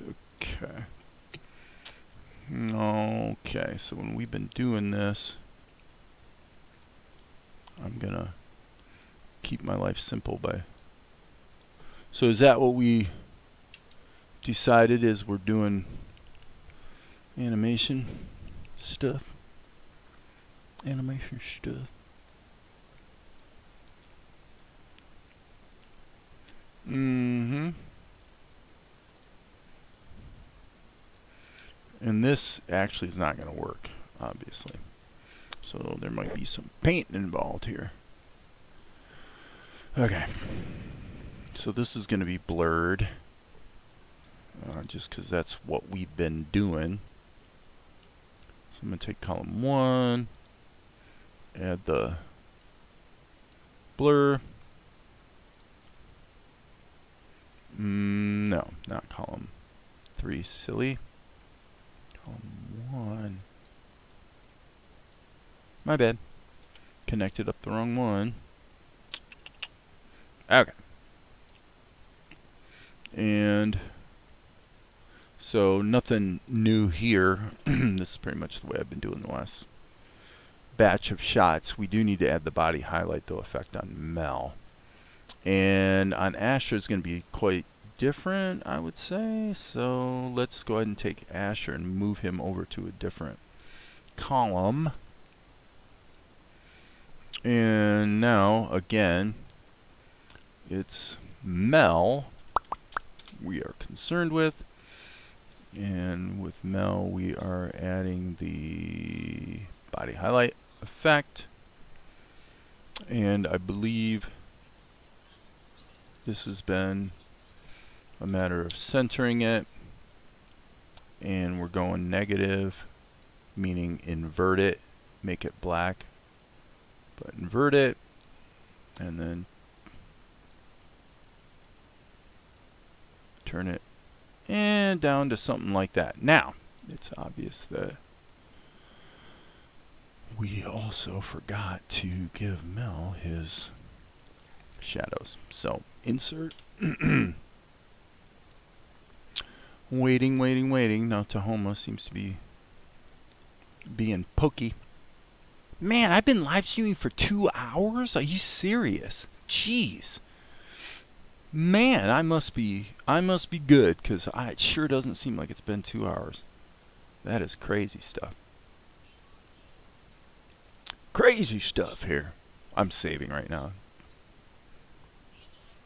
Tahoma's a little pokey on the save. Always has been. Come on, Tahoma. Okay. So we'll take that out of preview mode. We will add a vector level, pretty much the only thing I use vectors for generally in Tahoma. And we hit the B key. Autofill, auto group, auto close is set. So now we can go ahead and judiciously add some shadows. And then we'll go here. Turn this down. For this scene, the shadows are a little darker than normal. So I'm setting it to 18. Usually it's about most scenes, it's typically about 12 or 13. So, we'll just kind of add a little. Nah, I don't like that. That was a little sloppy.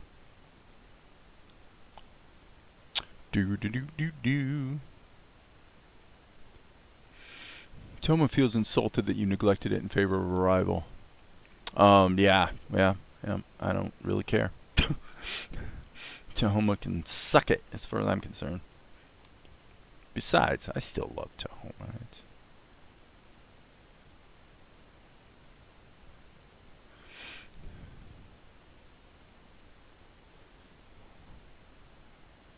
As I said, I haven't abandoned Tahoma. I'm just...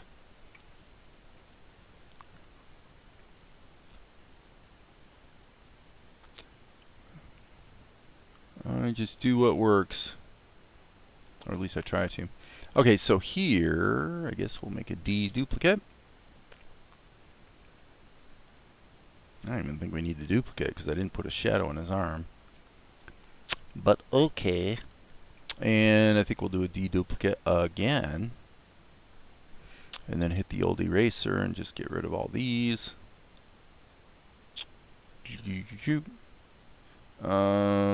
This one, the easiest way to deal with this is just to add a little bit of an extra there.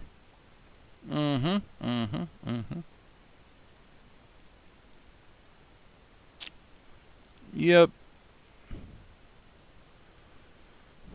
Yeah, it's Krita that's been neglected for about at least a couple months now.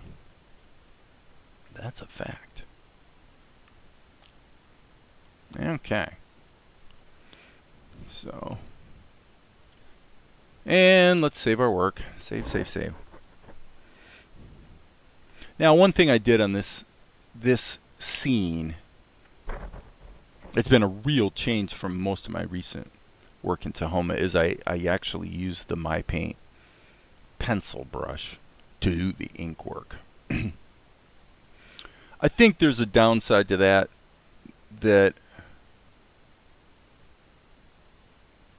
mainly comes from working at 1280 by 720. So it has the effect of you could obviously make the pencil thinner. Okay. I get it. You can do that. But the pencil or the ink lines on this scene are a little on the thick side. So I'm going to maybe make them a little lighter. And let me hit Control-Shift-R. I want to jump back over the show and see if that looks okay. And by the way, we're actually here at the end. We're at this sequence. Now this is something that's been a little annoying. Ever since I turned on the GPU acceleration on Vegas, it doesn't actually cache the animation up to... well, it actually is caching.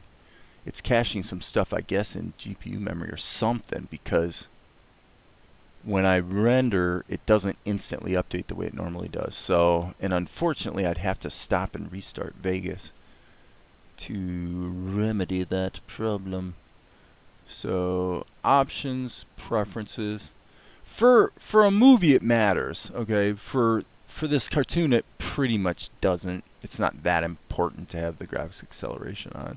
So I'm going to go ahead and turn it back off. And as you can see, I'll save my work, kill Vegas. In my other screen, I'm going to run my batch file that launches Vegas and cleans up its temp folder in the process.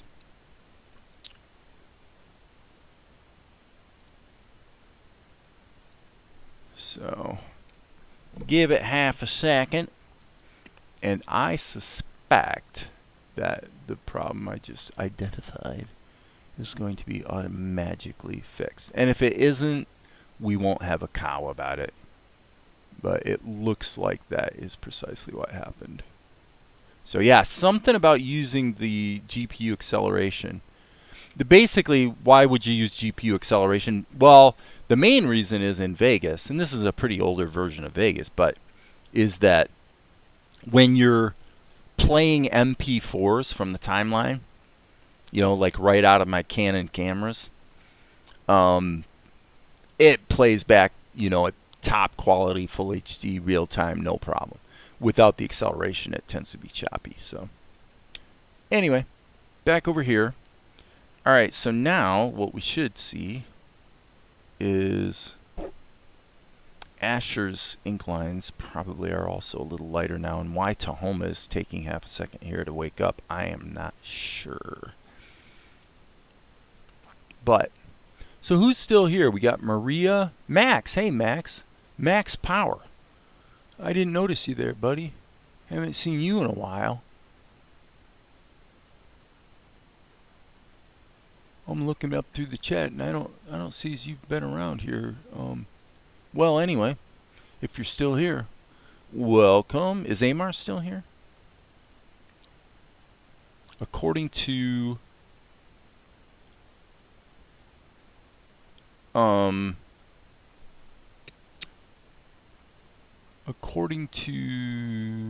YouTube, I have 3 concurrent viewers, so there's 3 people watching. Pretty lame there, Dave. Okay, so this looks okay. He obviously doesn't have any shadows either.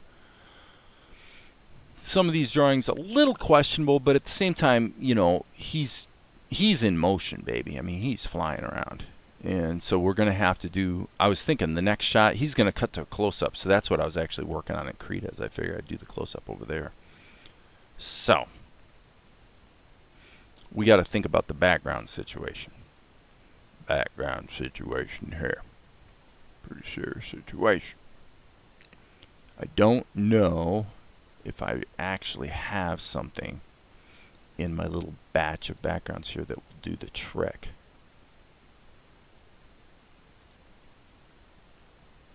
No, that's kind of weird.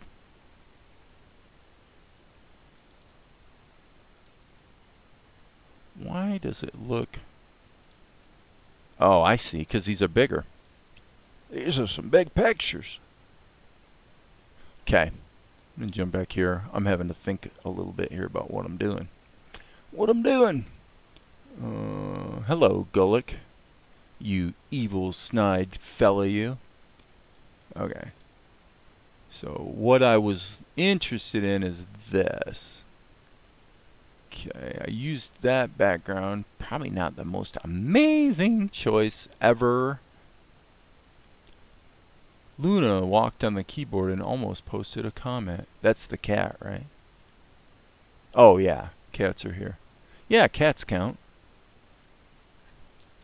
Cats count. So, what am I gonna do? Well, what I'm gonna do is I'm gonna paint. I'm gonna actually hit the B key and go like this. And as you can see, it actually added a new image on the end. And I'm gonna hit the R key and sample that there color. And let's just get something blocked in that gets us started. As you can see, performance is not spectacular, but we don't care. Well, this is again, I hate to keep sounding like a broken record, but it's another reason why I'm,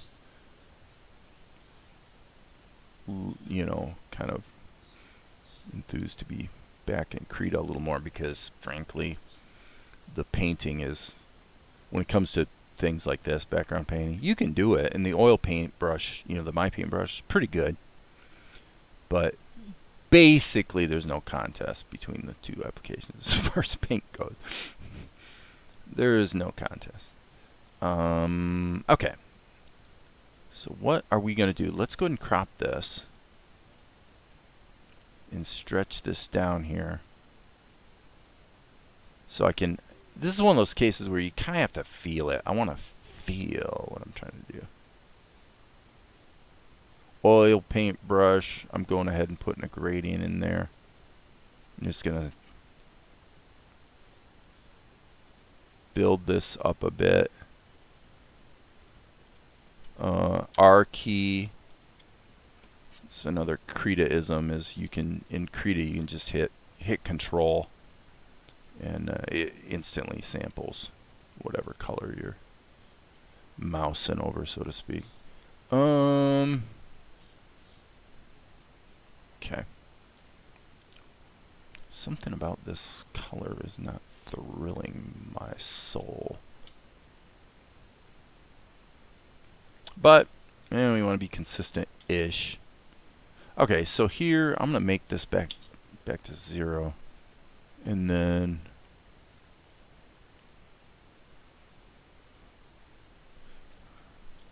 unfortunately, Mr. Dyslexia here. Okay. Yes. So this is actually wrong. Sorry. If we're going to put that ribbed texture in the wall,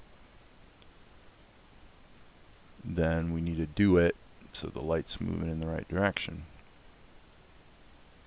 And, by the way, I'm going to hit the tilde key because I really don't want to see Asher in there because he's on the move, which means that the background, if I get sloppy about the stuff that's under Asher, then as soon as he moves out of the way, all of a sudden it's going to look bad. So anyway, their wall is made of these ribbed, I don't know, it's probably some sort of heavy cloth-like material actually that's bound to, well, as I say, ribs, you know, probably some bamboo maybe, I don't know. Well, it wouldn't be bamboo in the Middle East. I don't know.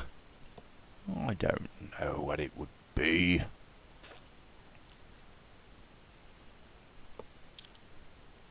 Alright, now let's just sample this. And then let's see, what do we want to do? Get a little more saturated. A little more, work a little bit more rich reds into that. You're probably going, why are you working so, like, zoomed out so much, man?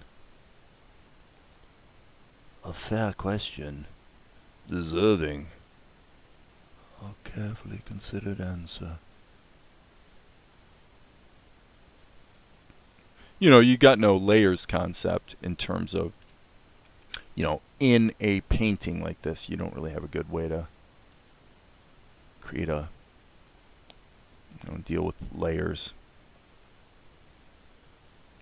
So I'm just kind of using the old airbrush to smooth things out a bit here. Not horrible, not horrible. So where layers would be useful is in that I'm trying to delineate the texture of the walls, but I also am going to want to just broadly have a bit of a gradient, which of course you could add another layer, of course. That's maybe kinda sorta workable.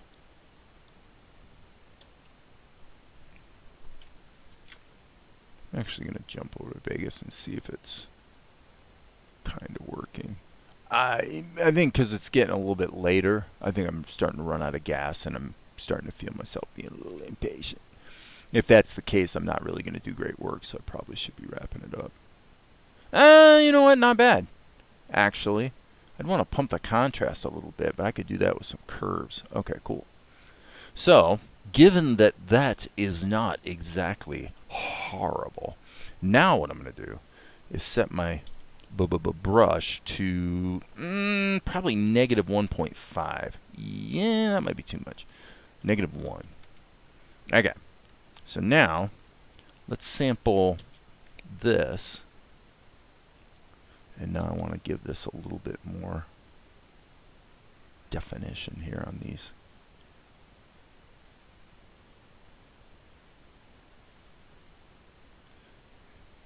The area between the, not slats, but I don't know what you'd call them.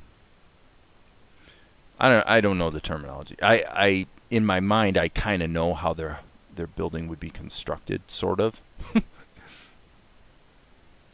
It's not a stone building. It's kind of a manufactured thing. And then let's just kind of add a little bit of, it's almost got a bit of a cloth character to it, right? So that's why I'm trying to add some sort of variety in the, and because the brushes aren't that great to work with, it's hard to control. Hard to control what I'm doing. So, But you can do it. You can make it work for sure. R key, boom, boom, boom, boom, boom. Little bit of a highlight there. Blend, blend, blend, blend, blend. Yeah. Don't know if it's my best work ever. But okay, so let's hit F3, and then what I want to do is get into render mode. Okay, wait a second. So, oh, yeah, it's in the same layer. So, well, okay. That's not good. Let's hit insert, grab these guys, and spank them over to there. And it looks like, okay, that's an interesting thing. I wasn't sure if it would do that, but it looks like when you just move some of your cells into another level, if the level already had a plugin or a filter or an effect, it actually duplicates the effect. So that's kind of useful. All right, double click, and I only want this to be about probably 12% maybe. Yeah, something like that. And then what I want to do here is I want to pump the contrast. Insert, image adjust, curves. I'm a curves man. So I'm going to go a little bit here. Oh, that's getting a little closer to what I had in mind. Okay, so now, let's think about this for half a second. What if we took this, watch this, you guys are going to like this one. I'm going to hit Control C, Control V. Instead of using a Tahoma effect, I'm going to roll my own. I'm going to roll my own shadows, baby. Okay. Double check here. Okay, that's the shadow layer, so this needs to be here. Okay. And now I'm going to take this, whoops. I'm going to hit the A key, and I'm going to smack this down probably about there. This will work nicely. And we probably shouldn't be in the fast preview mode. Alright, I'm going to scale it like that. Get it down out of the way. Okay, so this is, we'll call this SHD. Hit F3, and now what we're going to do is find SHD. And we're going to do two things. You can probably guess what those two things are. Number one, let's just scooch all this out here. Number one, we're going to add curves to it, and we're going to turn everything black. But, and there's our preview. Okay, where did it go? Oh, this is something I noticed in Tahoma some time ago. Good, important thing that I'm glad I just bumped into. You really don't want to use RGBA when you're, because it actually is going to, seems a little dumb to me, but it's going to affect the alpha as well as the RGB. I want to use RGB without the alpha so that we can then turn them black. Okay? But now we could also turn on the alpha and maybe smack it down to something like that. Ooh, that's nice. That's nice. See, I told you I like curves. That's why I use curves in Krita. All right. And now what we're going to do is we're going to blur it a little bit. So let's take this shadow and blur. And I'm thinking about 18 pixels maybe. Yes, there we go. There we go. I'm liking that. I'm going to render that and check that out. Yep. Cell clone, turn all the colors black. Yep. It's good stuff. It works. It's quite a workable methodology. Yeah, see that shadow makes the shot pop and forgives the background being a little bit on the slop side. Now if we add shadows to Asher, we'll be in business. This will look good. Am I right? Am I right? I'm right. Okay, so what we're going to do is go here Add a vector level. And this can be kind of a lot of work because Asher is a shadowy figure today. So let's not go too crazy, but I do want to give a little bit of a shadow here. You know what? Let's hold on a second. I think what I need to do with Asher can be done with the body highlight effect pretty readily. I don't know that he needs a bunch of specific shadows. Let me look back here one more time. Sorry I have to keep jumping between the beginning and the end here, but I just want to see. I mean, he's really moving fast, and it's going to cut to that close-up. I think. Yep. That's what we're going to do. Forget this. We don't need this. Delete. I'm going to clean up my cast right now while I'm thinking about it. Okay. We're going to add 2 effects to Asher. F3. Turn it into a bit of a node-based compositing mess, that's for sure. But that's okay. We're not complaining. Here's Asher. Okay, so what we're going to do is we're going to add the light body highlight. Okay, and I'm going to leave that as it is. Well, actually, let's at least dial in the opacity a bit. Okay, and also the X at 22, I'm thinking more like, yeah, something like 16. Okay. So now we're going to go Control C, click, Control V, and this one is going to be our -1. So I don't know that that's actually the right window, so I'm going to double click again. Okay, this one, we're going to turn the value down to 0. We're going to invert it. And I think I want a 3rd shade here.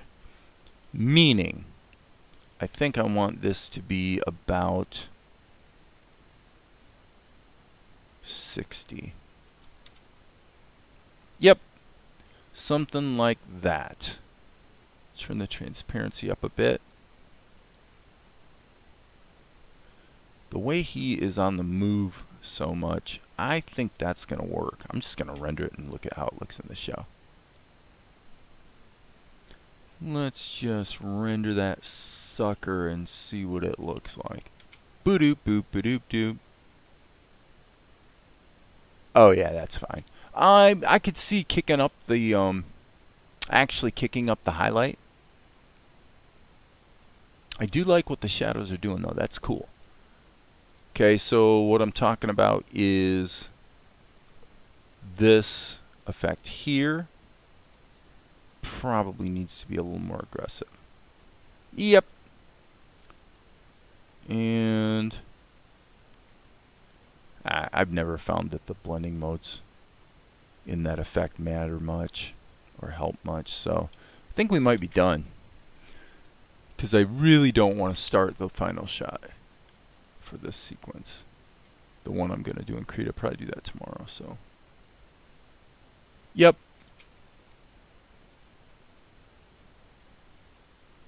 Yep. And I'm actually thinking once his hand goes up, boom, it's gonna instantly cut to the close up. So, and I can see one other problem, which is, as you can see there, Mel's mouth is way too dark. So, let's just do it this way. We'll just turn it down here. And boom, I think I'm done for tonight. I think that's it. Yep. Okay, that's it. I'm ready to be done. So, you guys have been great. I hope this has all been helpful. Looks like according to YouTube, there's only one concurrent viewer left. So, I am just not popular when it's almost 9 o'clock on a Sunday evening. But I'm as happy as a clam, and I think it's been a fruitful session. the questions that we've answered tonight in regard to Krita, for the most part, have turned out to be pretty helpful. Managed to actually crash it a couple times, but all good. Yeah, so you too, Maria. I hope all is well.